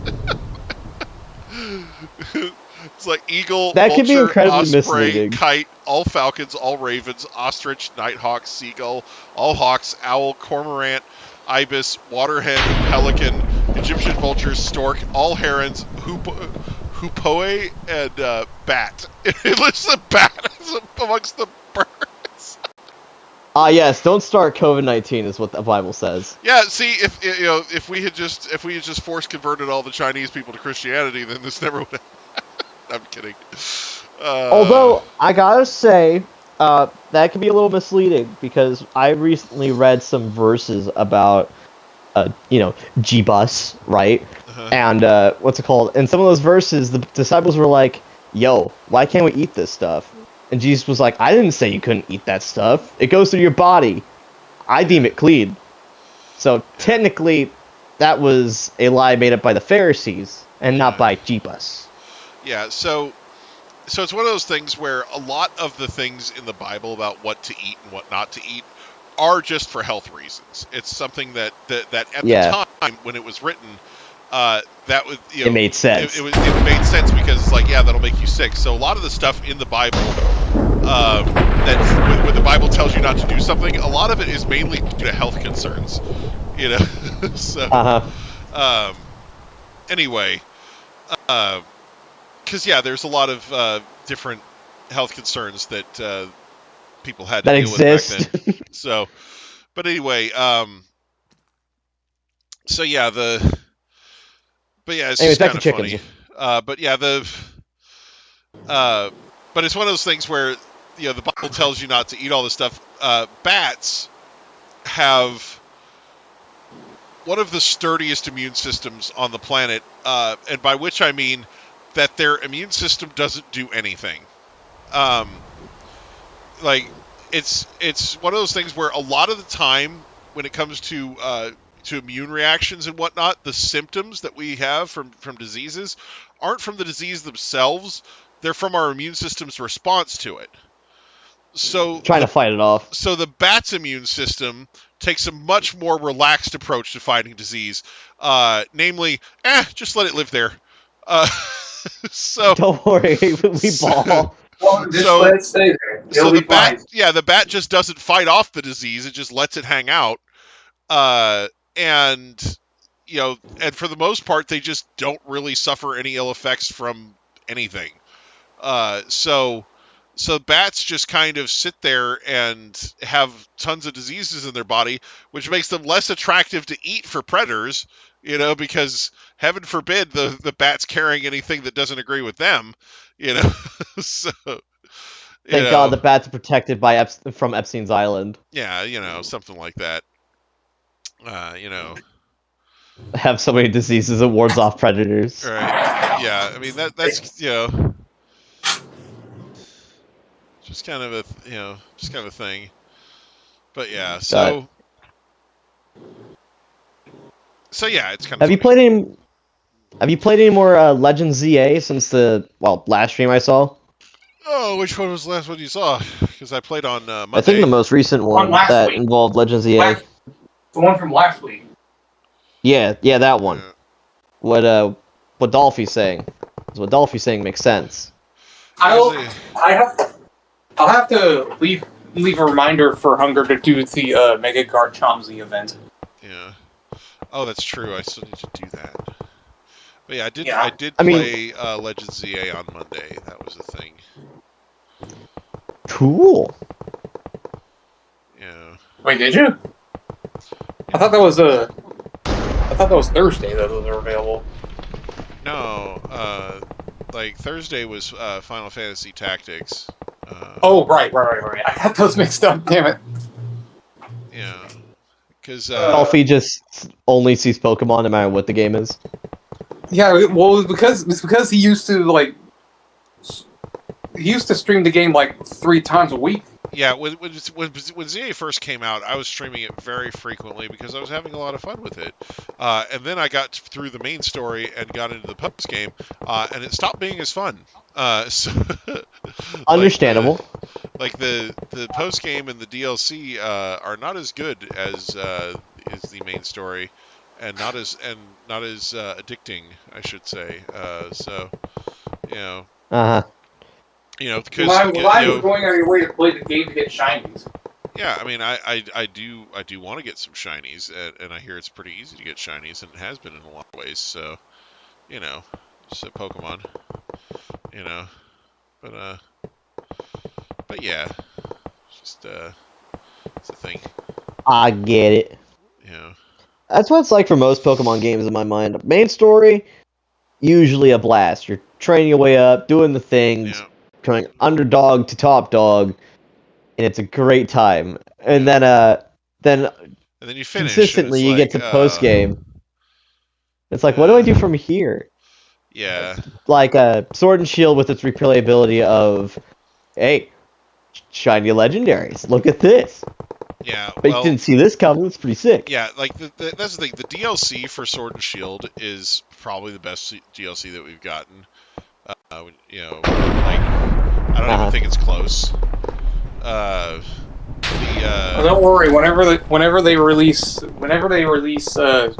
Generation 10 Winds and Waves, they'll make a DLC for that, and it's gonna be better somehow. I mean, they'll have to try really hard because the Max Lair is the best bit of DLC that we've gotten, and they'll have to overcook with that one if they want it to work. Like, I would need a battle. I need a battle tower. yeah. I want that back so bad. We need a multiplayer battle tower is what we need. We need a 4v4 mode where we can go into battle tower with a whole squad of 4 of us and just trash That'd be and just so trash on the opposing fun. trainers. That'd be so great. Like, That'd be Yeah, that's awesome. not my favorite thing about the battle towers is this team testing. yeah, like It would be so awesome. yeah, like it's one of those things where like this is the I'm sure nobody at Game Freak has even thought of anything remotely close to that, but it would be the coolest thing ever. So, I'm gonna kind of keep whining about it until we get it. Anyway.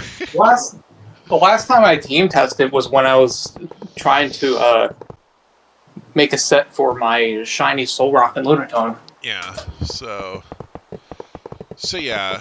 Forgive me for wanting the modes that we're probably not going to be able You are to have. forgiven. That'd be so base. Yeah, right. You have been blessed by and forgiven by Game Freak. Congratulations. Right. I for one would actually love a battle tower that would do that. Give us a battle tower that brought back the triple battles. Maybe even I don't know. I might be just crazy here, but wouldn't it be so awesome that if we got like a battle tower, but like champions? Yeah. I don't think they're smart enough for that. Right. I hope they are. But yeah, quadruple battles. You and 3 friends play against the AI 4v4. For however long you want to. Yeah, and that would be really sick. Dude, imagine the strategies that could be born out of that. Dude. Yeah, I mean... Everyone is justified. Just kidding. I mean, that would actually work, like, that would actually be super chaotic using Pokemon Legends CA's engine, because you'd be just running around and just setting off AoE moves and just, My goodness. But what yeah. movie is that? It's a hand grenade! Chaos. Hey, it's Benny Umbreon. Hi, Benny. Hi, Benny. Benny, the Umbreon is back. Hang on, dude. Do you have Nintendo Online? Oh my god. Ew. Thanks, Benny.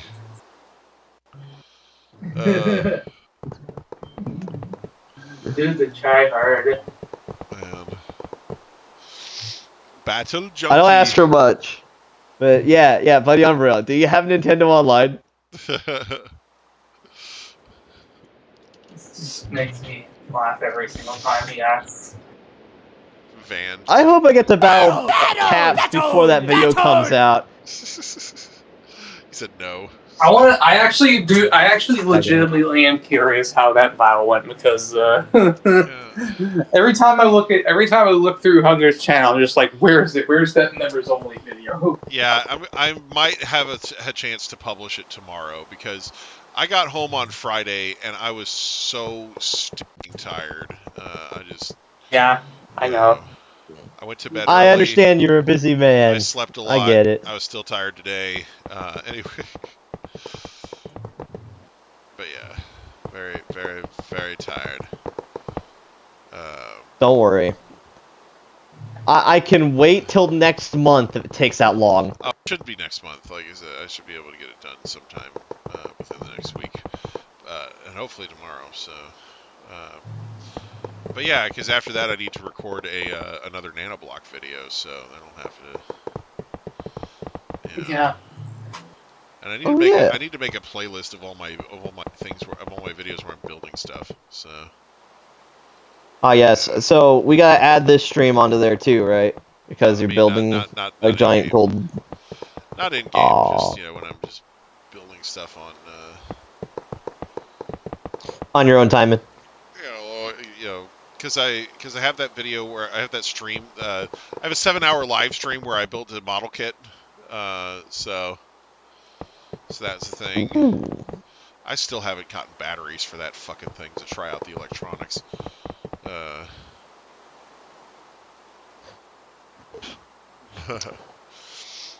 Also, news from California. It is officially Sunday. Today is church day. I'll be able to know what day it is after this. Oh yeah, the spring forward thing. Frick. The what thing? So it's for most of the U.S. it's spring forward day today. So daylight savings time. Oh, I forgot about that. Yeah, so most of us are losing an hour today. Crap, I was unaware of that. Yeah. Crap. Yeah, so like so it's like 3 a.m. now where I'm at. So My goodness. and I mean, I know it feels like 2 a.m., but like. yeah, well that's still. the thing. It would normally be 2 a.m. but the daylight savings. So if you're out in California, then when it hits 2, it'll automatically jump to 3. So. Oh yeah. So yeah, you don't get a 2 a.m. today.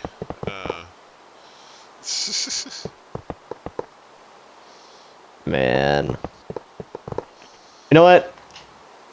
As annoying as that is, we ball. Yeah. It's also the time in the United States where most of the where we have a huge uptick in accidents.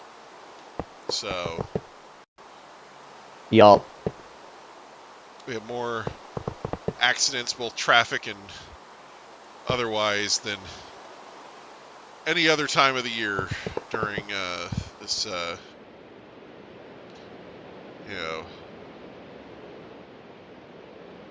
this part of the thing. So anyway, he's very nice. All right. Yay! I put a lid on this tower.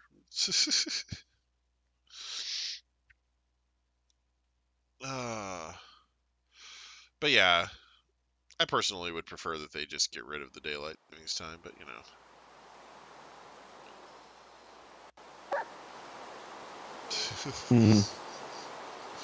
That'd be so awesome.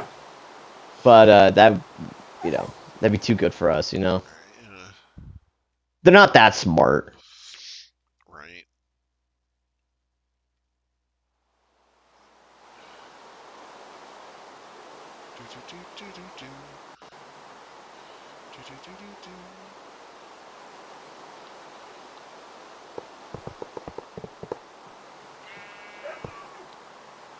Alright, here we go.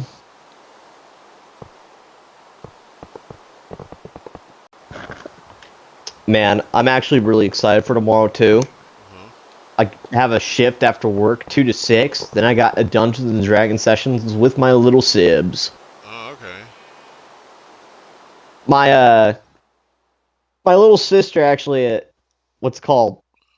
is actually running her own D&D campaign that she is allowing me to be a part of, and she's allowing me to play as a horse. Oh, okay. So how does that work? You strap a sword to the horse's head, let it run however fast into an enemy, and that's how damage is dealt. It's fun. Oh man. So No, wait, did you hear about the fucking talking horse rogue idea that this guy had? I did, and I was like, "Hey, God." Yeah. Yeah, my little sister's heard that idea too, and she was like, "You know what? We ball." Yeah. It's the one where it's Like, So no one wait, will wait, ever hang- believe you. yeah, no one will ever believe you. Yeah. so hang on. You're playing as a horse and you're sticking a sword in their head, so you're basically playing as Keldeo. I also got Snap. 2 spears on my saddles as well. Jeez. And we decided because Okay, so you're a Mega Keldeo. wait, that's a concept? I wish. All right. I wish it was. Is that? But I do more than stab. I also have a -2 intelligence. Oh no. Nice. But let's see what else. I have a negative to my wisdom as well. Wow. I have positives in strength, dexterity, and constitution and charisma. So we're going like a dumb meathead type Yeah. stat wise. Yeah, because horses are pretty good being like constitution heavy. So yeah. Yeah, they also weigh near like 1,000 pounds, so that kind of helps. Right. Yeah. Oh man, it's too So funny. in general, we've been having a lot of fun with it. Right. But what's also funny about it is I'm technically like useless He's talking about the saves with that other on his person. stats rather than not the stats themselves. He's talking about his You are right. saves. So, like for example, I have a So basically, 6 Yeah, intelligence. with a 6 intelligence, you'd have a -2 intelligence save. So Yeah, so I have 6 intelligence, 6 wisdom. yeah. Everything else is like that's still enough to give you the capability of speaking and understanding human speech. But yeah, not a lot to use your intellect effectively. So absolutely. What's the reasoning as to why my character is a horse is my sister's doing like some kind of Greek mythology thing, right? Oh, okay, yeah. Where apparently Poseidon made horses for Athena. That's Greek mythology, apparently. Now, my character, before he was a horse, he was a regular ass kid. Drank some like salt water, almost died, and then Poseidon was like, "Dude, I feel kind of pity for you," and then he turned me into a horse. Oh, okay. That's the story behind that. I see. But I'm confused by it too. But you know what? We ball. Man. And so that's been happening recently. Last session went pretty well. Because my intelligence is so low, my little sister decided to toss 3 puzzles my way. We did okay. Real life me is actually also really dumb. Yeah. So I genuinely struggled with That's funny. these as well. But yeah, it's fun. Hunger, you ever play D&D? So D&D I've played a few times. Thanks, Benny. So I played D&D a few times, but I acted as a game master for Besm. I don't know if you so Besm is an interesting one because there is a Besm core game, but then there's also a Besm resource book that basically acts like a supplement to D&D, and that's the one that I played. Oh.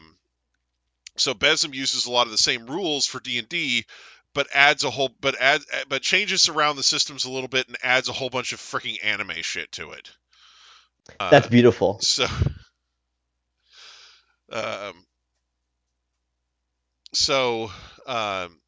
yeah, it's like I can't remember which edition the resource book I have. So I have resource books for both. I have resource books for the Besm version, or for the main Besm game, and then I have the one for the D&D one. But and I have like a couple of extra resource books for that one. So because that was the one we played a lot. So so Besm had some really interesting ideas about stuff. Basically, they did a thing called character points, where you basically instead of the character points let you customize your character a lot. So you'd start off with a certain number of character points, and then they made it to where all the D&D classes give you certain numbers of character points with every level. So in some cases they sacrifice certain learned feats and skills so that in favor of just giving you more character points, so that you can make your own kind of custom character rather than just a generic sort of D&D character. So you could have for example, you could have things like elasticity, for example. So if you wanted to build like Monkey D. Luffy in the game, you could be like, okay, well, I'm gonna have rank whatever elasticity, and then I'm gonna have a defect that makes it to where my certain I can't move in water or whatever, and then I have immunity to blunt force trauma. So, like, Uh huh. and and immunity for blunt force trauma, by the way, would be a lot of points. But it's but like I said, if you were building something like that, then that would be like a thing. You know, I did a lot of uh, homebrew related rules in the current campaign that I decided to run with my little siblings. mhm, Where the one thing it's not a fault of D&D itself, yeah, but like some issues I found across making characters in regular Dungeons and Dragons yeah, rules and its mindset yeah, is you're stuck in the Middle Ages. Like right, you really gotta do your best with what is around. sure, So I was like, hey, wouldn't it be absolutely awesome if we had basically all the cool technologies from all the eras all at once? yeah. So I made a world where that was all involved, where your bows and arrows and your guns and your tanks and your missiles still exist. However, it's all balanced in a way where it's like, yeah, that does a reasonable amount of damage. Yeah, that Yeah, also deals a reasonable amount of damage. And I don't feel nearly as outpaced with the guy with the gun versus me with the sword and shield. Like, they all have their place, and it all, at least I think it all feels pretty good. right, Um, I try my best, but what's it called? There's no like custom classes, but I do like giving my players custom abilities sure, depending on what they do. yeah. Like for So, example, my little brother, he in an act to distract some squadron away from the rest of the party, mhm, he dances. He's a bard. Anyways, he's dodging bullets with his dance moves for so long. I just decided to give him a perk called Dance Dance Revolution, where now if he rolls like above like 15 in the same act of doing something, he gets like immunity for like a few turns.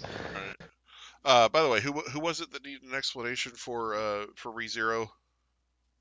Was that Quinn? It was me. I It was asked you. Okay. about Ray Yeah. Zero. So ReZero is an isekai anime. Um, so unlike a lot of other isekais, which are basically like people getting reincarnated or transported to other worlds where they gain stupid superpowers, the premise for ReZero is the main character is walking out of a convenience store and suddenly finds himself in another world. Uh, he kind Oh, of interesting. So no dead, no nothing. Just yeah, I'm here so now. he's just there. So and then he starts walking around and he meets a girl named Amelia and uh, promptly ends up getting into trouble uh, with her. And uh, him and Amelia basically kind of get ambushed and are and after a bit they're both killed. Uh, and then he wakes back up at the spot where he came into that world in. Uh, Oh, and he realizes that his special superpower for this isekai is that whenever he dies, he basically returns to like a save point, um, and interesting. has to basically replay those events over again to try for a better outcome, like freaking Groundhog Day. But he still remembers every single death, no matter how brutal it is, and you know, uh, so it's just it's emotionally draining to watch sometimes because like some of his deaths are literally just, oh, that didn't work out well, better kill myself to make sure that it's you like it's like, dang buddy, Wow. so Like um let me play that back. yeah, so yeah, he basically just he does that sometimes to get do-overs because things didn't work out well. So yeah, the fact that he has to kind of live with an ability like that, you know. Um, but the thing is that he's able to determine that the ability is like a quote unquote gift or curse from a witch. And one of the things about the ability is that he's not allowed to tell anybody about it. Really? So what So- happens if he attempts to so- tell anyone about it? So if he tries telling people about it, he starts off with like excruciating agony, right? So and there's Uh-huh. one point where he decides to just put up with the pain and tell a girl about it anyway. And as soon as he finishes telling her, she drops dead. Like, Oh. and so he ends up having to off himself anyway, and then respawn to start that whole situation over, because he doesn't want her to be dead. So As Uh, one naturally wouldn't want. yeah. So basically, it was kind of like because he thought that the worst that would happen would be it would be him dying. He's like, oh, well, it hurts so much when I try to tell people. If I keep going, then it'll probably just be me that dies, and then the witch was basically like, well, fuck you, I killed her instead. So like, Uh-huh. So Does he ever attempt to write a message saying about? What's going on? I don't know if he was I don't know if he was able to do that type of because I'm not sure how his things interacts with writing. I don't know if it makes it to where he just can't write at all, or that his language translation skills don't work, or what so. But yeah, so it just but yeah, as far as I know, he was never able to do the thing. Like there's a scene where he meets another witch that she's like from the same tier of witches that the witch that cursed him is from, and it's like in this dream space, so it's like because the witch that he's talking to is dead in the first place, so he's basically just meeting her spirit on the dream plane or whatever. But he's able to talk with her about the curse because she's the same type of entity that cursed him, and he breaks down crying because he's able to talk about it with somebody for the first time, like. Oh wow. So yeah, it's just this. Like I said, it's an emotionally draining series to watch, just because the guy he's just trying his best, but he doesn't really have any superpowers other than not being able to die like freaking Mysterion from South Park. So Yeah. Definitely not a great Uh-huh. situation. So yeah, so he's just he just kind of Poor Kenny. yeah, he just kind of does what he does, and he and some of the ways that he dies are incredibly brutal too. He gets eaten by killer bunnies at one point, and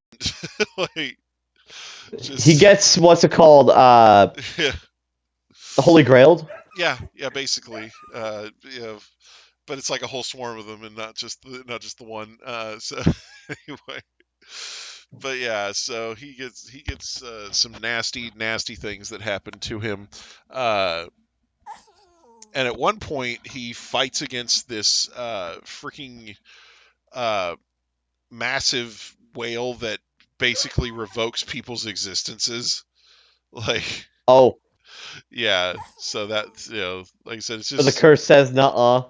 yeah. So it's like because he never really got to test the whale's powers versus his, because he's like, I don't know if I'm, but basically he figured out because of his weird thing with being able to travel back in time. Basically, everybody else forgot about the people that were being removed from existence except for him, Oh wow. So yeah, because That's yeah, it's that type of thing. an anime. Yeah, exactly. It's a crazy freaking anime, and it's one of the Isekai quartet. So There's a that's quartet. So there's obviously way more than 4 Isekai, right?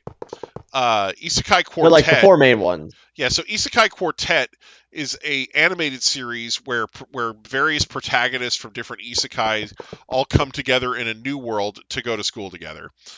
So Oh, of course, it's a school anime. of course, it's a school anime, but basically, basically the 4 Isekai Quartet anime are like 3 out of the 4 are arguably some of the darkest isekai that exist.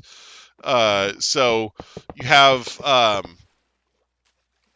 so it's one of those things. You have ReZero as one of them, obviously, and then you have the Saga of Tanya the Evil, Overlord, and Konosuba.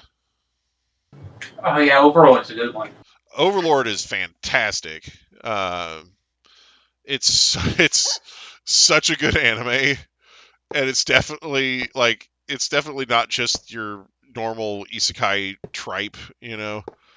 The main guy of that anime is probably my favorite guy. Favorite antag of all time. Yeah, it's funny. We got in rather. we got in some bag clips up at the store for Overlord, and I basically felt around until I found an Eins and then bought that one. Damn. You know, so I have an Eins. I have an Eins bag clip now. You know, but yeah. So if you haven't seen Overlord, I can describe the plot for that one or any of the other ones from Isekai Quartet for that matter, because I've watched all of them. At least a season. I've hardly watched any animes. Is good too. Yeah, so I didn't watch that one much. So Overlord, right? The protagonist from Overlord lives in futuristic Earth. So in his world, it's the year like 2126, right? So it's like 100 years after the current year in our era. And in his world, corporations have basically dominated the planet. So the world is like a polluted hellscape. The people are basically they're corporate drones that work for for barely anything, that type of thing. So very cyberpunkish. So very much. But the thing is, so as an escape from his terrible reality, the protagonist plays a DMMORPG, which stands for Dive Massively Multiplayer Online Game. The dive part means that he basically gets inside of a machine that transports his consciousness into a game and lets him control the character with his mind. Oh, okay. So he's playing a game called Yggdrasil, and he plays this game for several years with his friends and creates this character, and then he and his friends create this guild. The guild is called Einzul Gon, which is a perversion of it. It's like basically it's a mispronunciation of the German phrase for one's own goal. Oh. So the guild Einzul Gon is a guild for non-human players called grotesques. So basically, there are three types of characters that you could be in Yggdrasil. There's human, demi-human, and grotesques. So basically, humans are pretty self-explanatory. They're just humans, and then demi-humans are basically humans that have some sort of like animal characteristics or things like goblins and whatnot. And then grotesques are creatures that fall outside of those norms. Things like slimes and demons. The monsters. And the protagonist himself is a race called an Overlord, which is one of the highest tier of undead in the game. So basically, he looks like a giant skeleton. Based. So anyway, when the story picks up, he is he's basically hanging around in the game on the day that the game is set to shut down. The game has had a good run, but it's old, and and they're getting ready, and it's time to turn it off. Yeah, it's time to turn. Not many people are playing anymore. Time to go. So he so he invited some of the other guild members, but most of them have already quit. So there's only like 3 of them that are still really playing at all, and most of them don't play as much as he does. And the other 2 don't play as much as he does. So it shows a conversation between him and one of his guild members named Harrow, who's a demon slime, you know, and Yeah. and then Harrow logs out, and right before the protagonist can ask him to stay until the shutdown happens, you know, and and he's talking about the shutdown, because the shutdown was set for midnight, right? And Uh-huh. he's like, man, the game shut. He's like, because he wants to stay and watch the game shut down, but he's like, man, midnight, like after the shutdown, I'll have to be to work in like 4 hours or whatever, So so he's basically saying that they make him come into work at 4 in the morning, so. Yeah. Or that he'll only be able to sleep 4 hours or so. Anyway, so he's got to come into work super early in the morning. But so he's just sitting there. So he runs around. So after Harrow leaves, he just walks around the guild, moves the NPCs around one more time, and then he sets his eyes on this one NPC. And this character actually isn't in the web novel version. She was created just for the light novel version of the story, and wound up in the anime as well. But basically, the NPC's name is Albedo, and she's a succubus who serves as the overseer of all of the guardians that they set up for their base. Uh-huh. And essentially, he decides to look at Albedo's settings that her creator put in there, because basically one of the things that the game let people do was just kind of create their own characters and whatnot, give them their own backstories and things like that. So he's looking at her settings, and her creator put in this wall of text for her backstory and settings and everything. So he flips through this thing, and he's like, wow, that's a lot.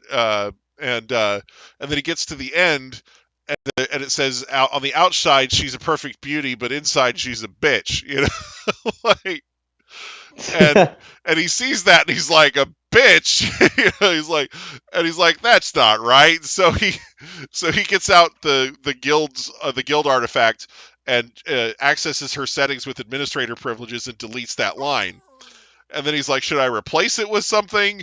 And then basically he writes that she's madly in love with him. Oh. and then he's and then he giggles about it, and he's like, oh well, the game's shutting down anyway. And then midnight hits, and the game doesn't, and nothing happens. Like the game doesn't shut down. And then he starts kind of freaking out a little bit, and then Albedo asks him what's wrong. And the NPCs aren't supposed to talk. Uh-oh.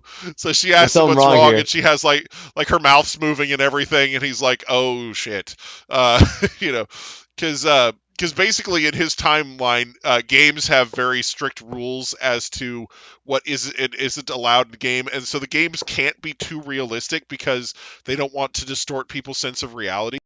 So Uh-huh. it's like when he was talking to Harrow, their mouths aren't moving, and they have like emojis that they can use to convey emotions, like. Uh-huh. So when she starts asking him what's wrong, she's like moving around and everything, and he's like, man, she smells good. Wait, she smells? You can't smell in the games, So he's like, okay, Oh well, yeah, I remember that one. he's like, okay, well, this is weird. So in order to confirm once and for all that it's not a game, he asks her if he can grope her chest, and she happily agrees. So he's just fondling her for a minute, and he's like, okay, the fact that I could do an 18+ action like this means that it's definitely not in the same game. But yeah, so. Yeah. Anyway, it's almost like you're trying to mod with the settings and whatnot. Right, but anyway, so he ends up figuring out that his whole base and all the NPCs in it, as well as himself, have been transported into some brand new world that's not modeled after the game at all, But as he wanders around this world and meets new people, he keeps finding people and things from the game. So like he finds like spells and things that existed in the game, and he's like, okay, what's all this stuff from the game doing here? You know. So yeah, it's but anyway, the main thing in the plot is that because he's this undead, his emotions don't work right. So whenever he starts to have like any sort of extreme emotion or feeling about something, so there's this mysterious force that just resets him back to nothing, to default settings essentially as far as his emotions are concerned. So he never feels strong emotions about anything. So when he first sees people dying in this world, he's like, that would have bothered me, or back when I was human, but now, it's like so. Hey, what happens has happened. Yeah, exactly. So What it's happens one of those things where there's like a big thing in the plot about how he's kind of because loses his empathy for humans and becomes more apathetic and stuff like that. But like I said, it's really fascinating, like this type of stuff he tries to do, because he's very fair and logical about things, but he also throws tantrums when he loses, and he can't stand it. So he's like, he can be very childish and irrational sometimes as well. So a gamer. Yeah, exactly. Like there's a point where he's talking to somebody who killed a bunch of people that he knew. Like he made some human friends, and this person killed them, and she's like, and she's trying to get a rise out of him by talking about them, and she's like, oh, sorry, my bad, killed him, haha, and he's like, oh, no, he's like it would be hypocritical of me to rebuke you for that, and then later on, he ends up fighting with her, and he basically catches her in a bear hug, and he's literally squeezing her to death. And he's like, "Oh, by the way, I'm very hypocritical."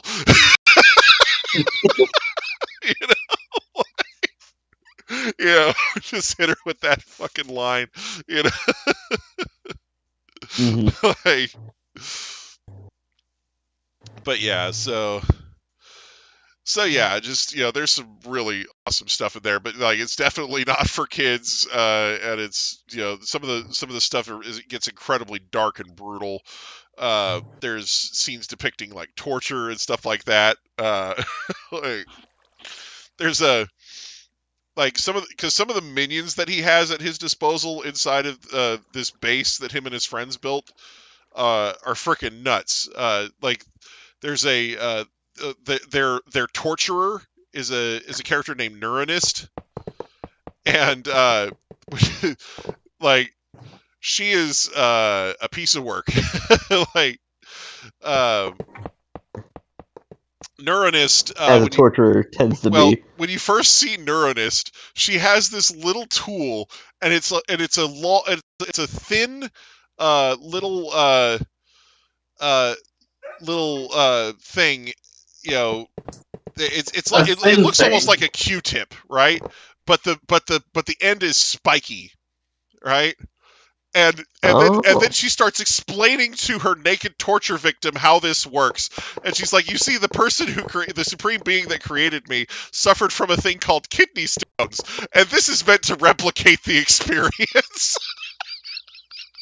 Wow. So, just wow. So it's like, oh shit. So yeah. And then there's also a character in the fortress who's a giant cockroach, and he has he wears like a little crown, and he has a vast army of little cockroaches that are his minions, but basically his whole thing is when they send people down to him, he has his family, as he calls them, his little cockroach family, eat the person from the inside out, and then they use healing magic on them so that they can do it again. Wow. So, Yep.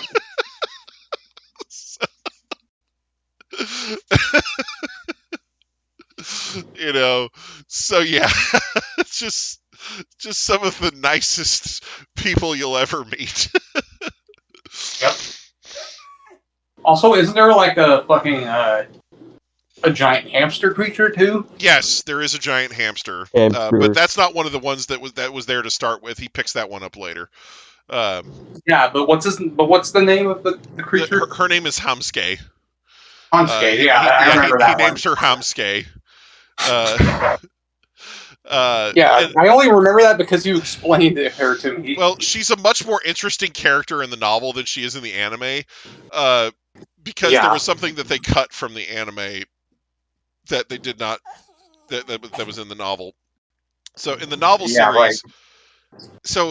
series, they fight this necromancer early on, and they get this item from him called the Jewel of Death, right?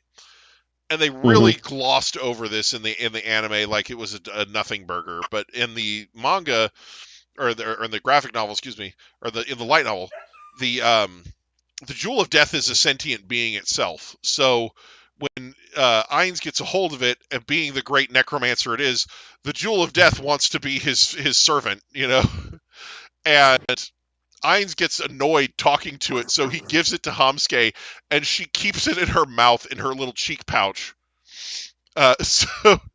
So every time Ainz goes to talk to Hamske, you hear her say under her breath, "Shut up," and she's talking to the Jewel of Death because it's begging to talk to Ainz. So, like, That's so freaking hilarious. so yeah, Ainz will walk into a room and she's like, shut up," you know, because she's telling the Jewel to pipe down because it can sense Ainz and it wants to talk to him. You know? But like Ainz has basically forgotten that it's there. And like I said, the Jewel of Death is a potent talisman for necromancy. Well, there's a thing where Hamske starts training to do warrior arts because he wants to see if he can make Hamske multi-class into a warrior.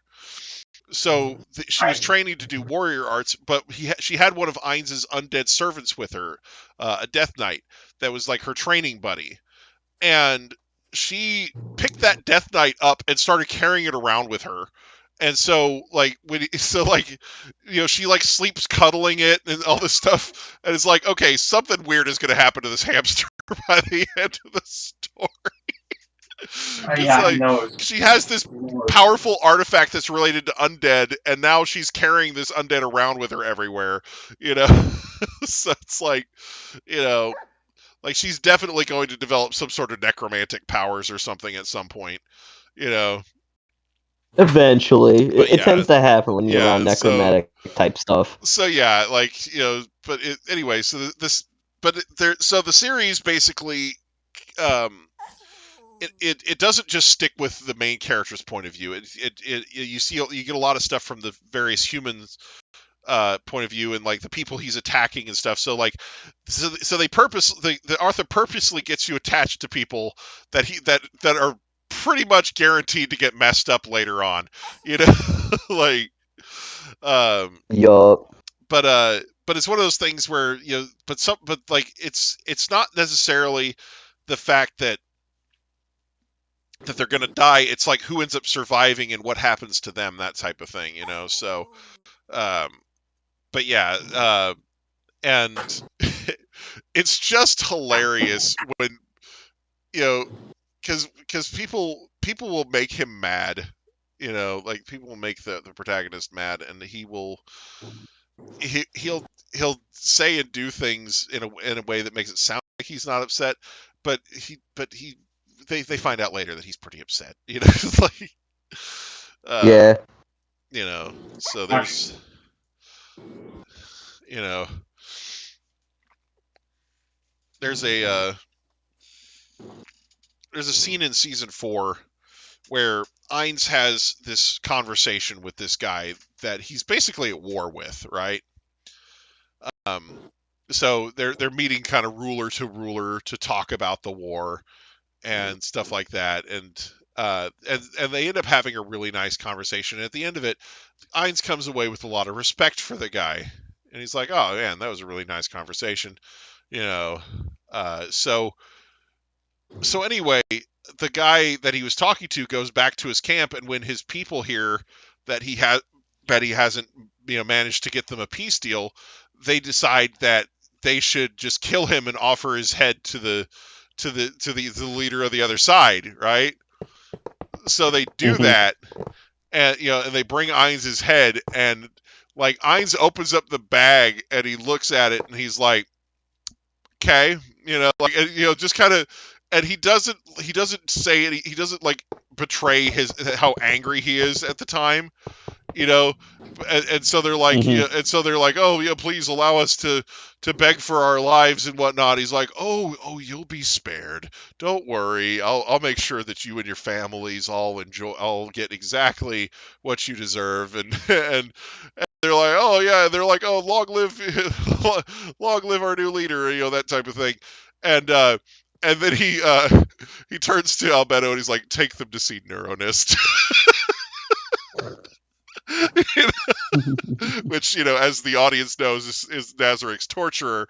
But and then Albedo, and then they get ready to carry the order, and he like grabs the wrist. And he's like, make sure she doesn't kill them right away, not even after they start begging for death.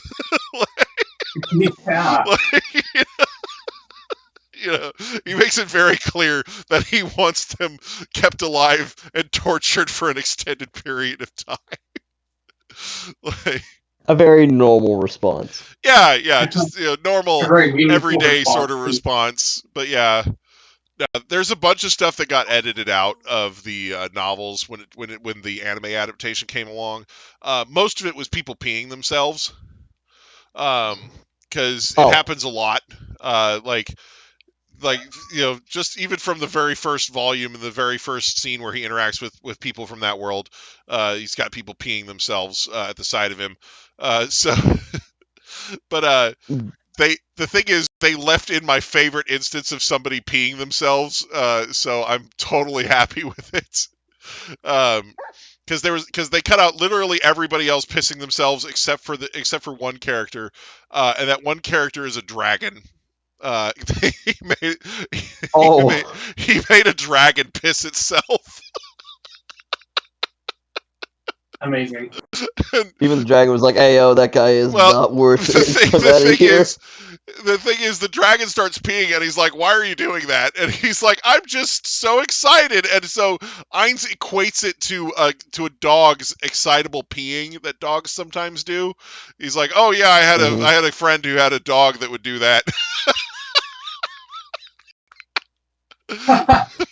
Wait, he did? Huh? Yeah. So.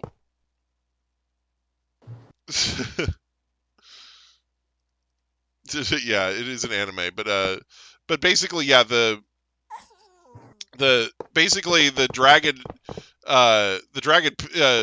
like he tells Aura that she can train the dragon, and Aura uses one of her beast tamer skills, which is like for intimidation, and the dragon starts peeing, like, and and it was intimidation that did it. Yeah, but so Ainz is like, what are you doing? And he's like, oh, I can't help it. I'm just so excited. And he's like, oh, my friend had a dog that was like that.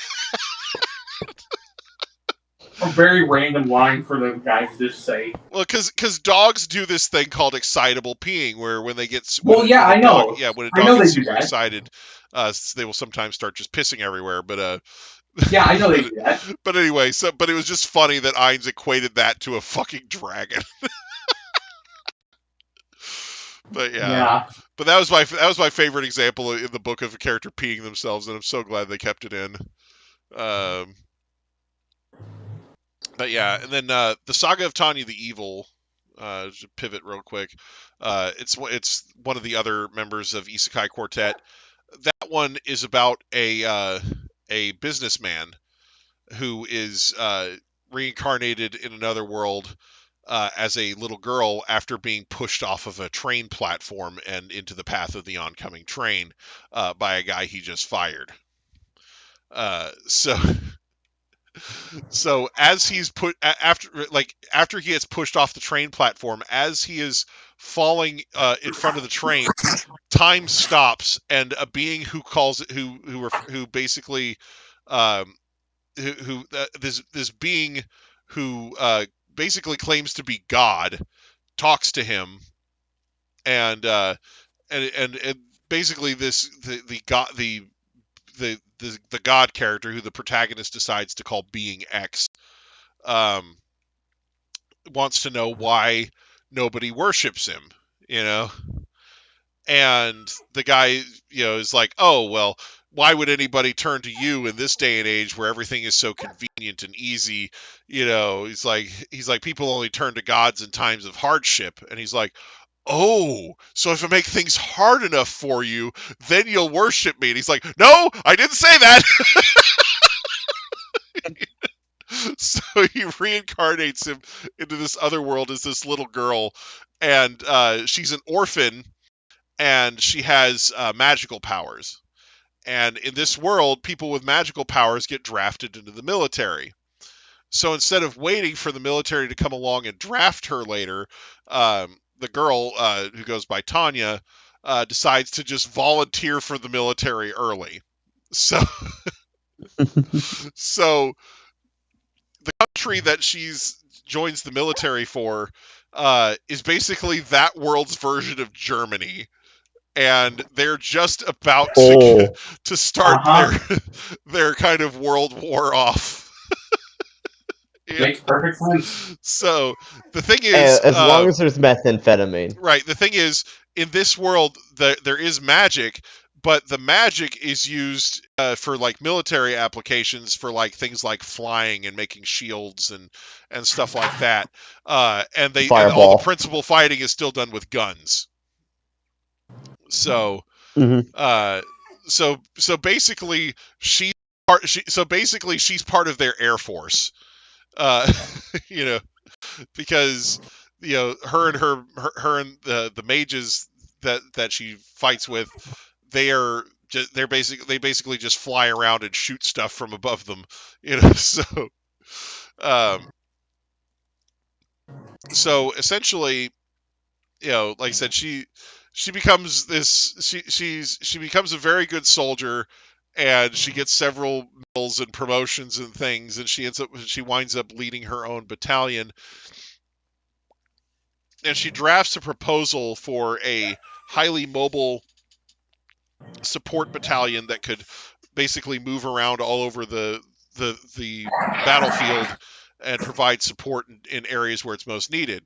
So after she drafts the proposal, they're like, great, you're going to lead it. She's like, wait, what? I thought I was the idea maker, not the executioner. Yeah, exactly. So yeah, she keeps trying to do all this stuff to get promoted because she's got her eyes on a cushy, like higher echelon position at the rear where she doesn't have to do any fighting.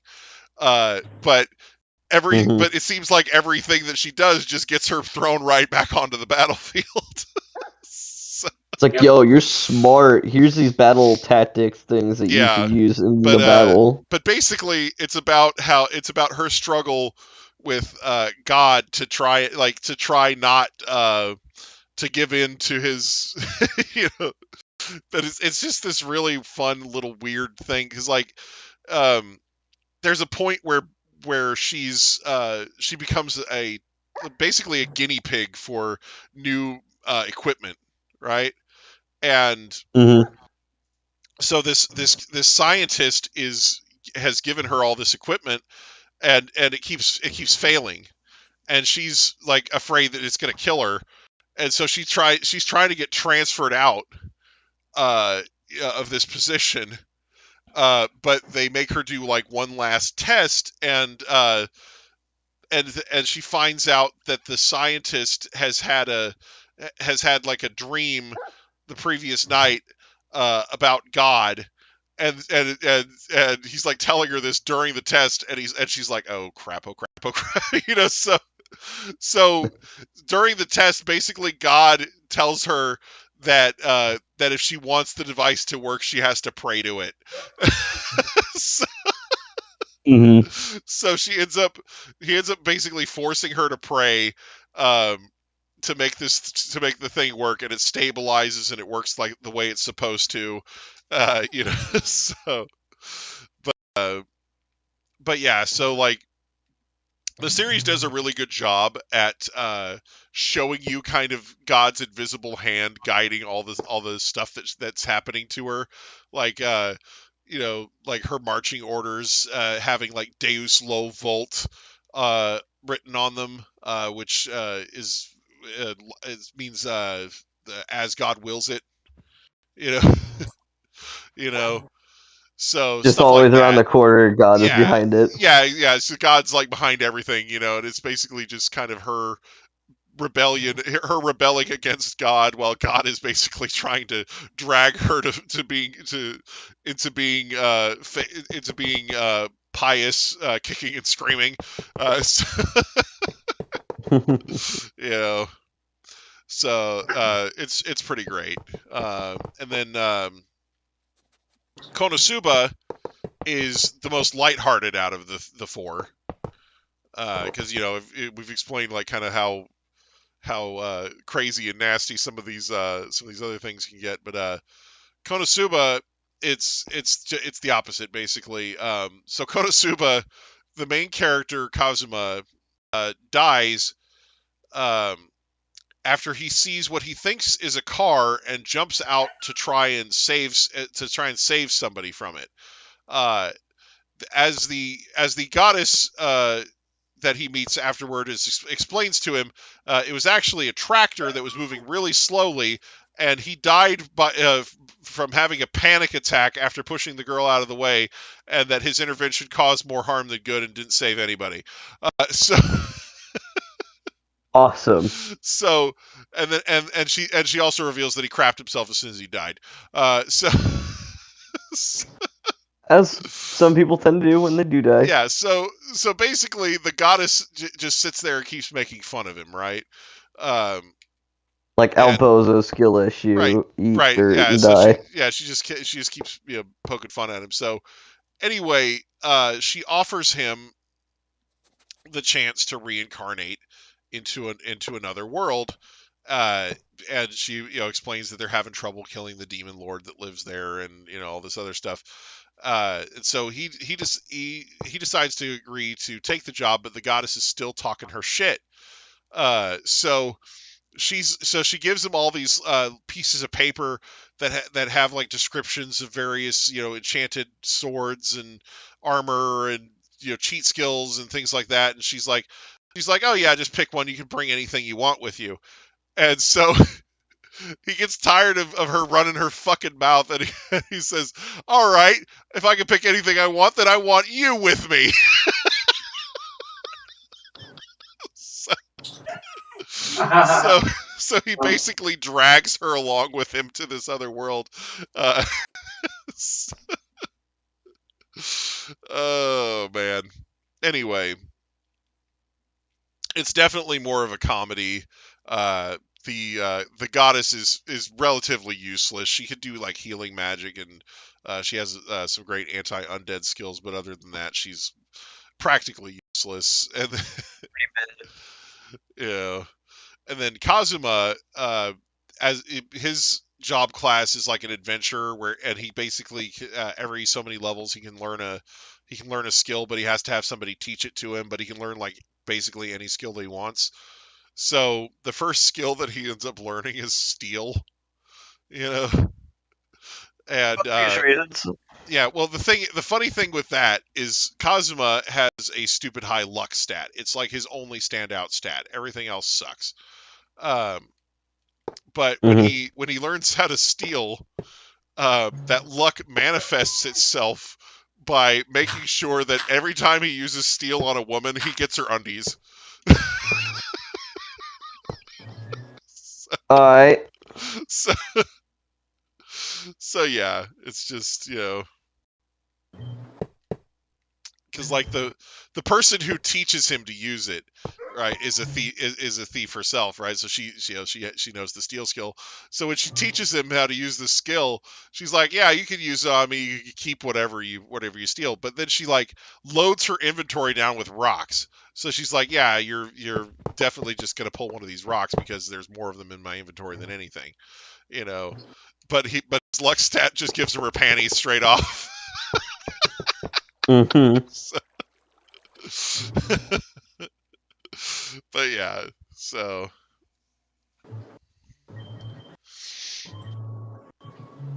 okay, you're talking about that is an anime. Yeah, so Just Hungry is talking about Failure Frame, and that is a pretty good one. But yeah, so basically those 4 anime became the Isekai Quartet. So they basically it's a series where it's like done in chibi style, but basically they have the protagonists and several of the main characters from each of those 4 series that have all gotten transported into this new world, which is essentially a giant school, and they're all expected to take classes and whatnot. So yeah. Presuming there's hilarious interactions between all of them. Yeah, like for example, Aqua, the goddess from Konosuba, like I said, one of her specialties is getting rid of undead. So she's constantly trying to get rid of Ainz, like the main character from Overlord, because he's the highest tier undead. You know. Yeah. And of course, Ainz's followers hate her because of that. So. But yeah, so there's stuff like that, and then because like the thing is, because a lot of them are kind of keeping it secret that they were originally from Japan or whatever, they don't make the connection that's what all of them have in common, you know. Like, they're all Japanese. Yeah, like so like. Yeah, because like Tanya doesn't say anything about being reborn, and neither does Ainz, and so it's like so it's just one of those things where they don't understand, like they don't necessarily all understand that what links them all together is the fact that they were all isekai'd. But yeah, so anyway, so Isekai Quartet, like I said, had some funny shenanigans in the first season, and then in the second season, they also added the cast from the anime Rising of the Shield Hero, and they had a cameo appearance by the protagonist from Cautious Hero. The hero is overpowered but also overly cautious. Yep. And then in the third season, they added the cast of the Isekai series, The Eminence and Shadow. So yeah. Lot of anime stuff. Holy. Oh, yeah. Yeah, it's one of those things where,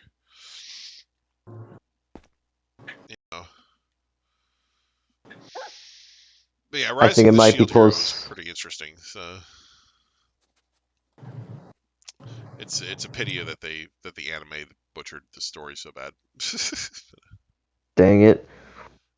Well, I think it's about that time I should go to bed. Okay, you're It's heading to bed. 1:04. I got church yeah. tomorrow. Yeah, totally. I didn't mean to keep. And you up also that long, daylight but, savings. Yeah, daylight savings Oh, times. It's 4:04 over here. Because Oh like my I said, goodness. because like I said, it's 1:04 over there, but when it hits 2, it's going to 2, it's automatically about to be shift to 3.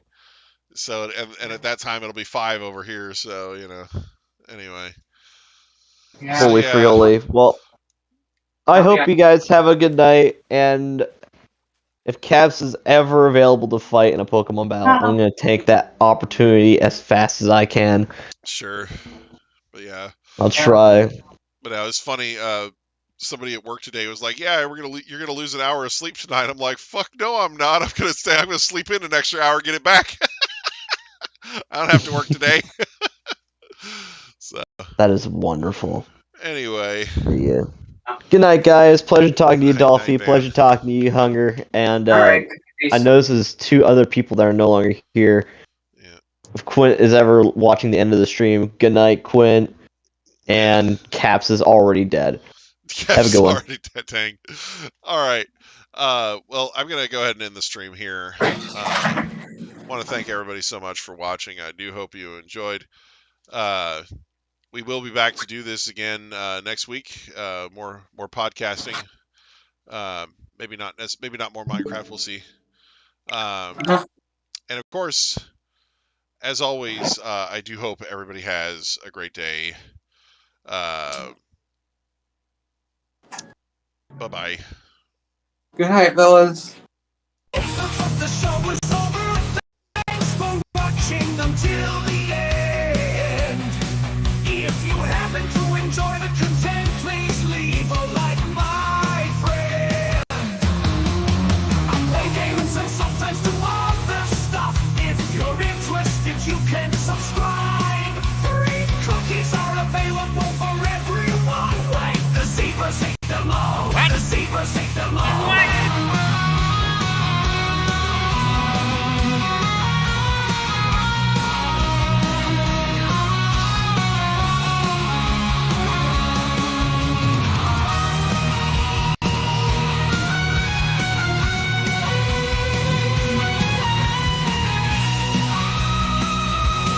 Are you still listening to this? I am your dedication.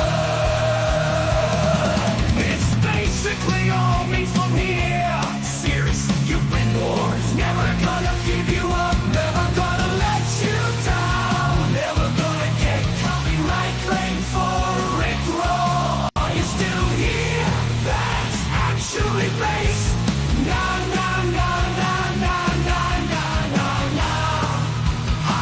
The meme is old. This is starting to get awkward now.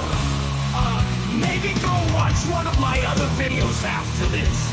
It'll be great. If you're new to the channel, there's hours of content to watch. If you've been here a while, be super nostalgic. It's a win-win situation. Do these even count as lyrics? I guess anything does if you sing it. What does that have to do with anything? No, he's got a point.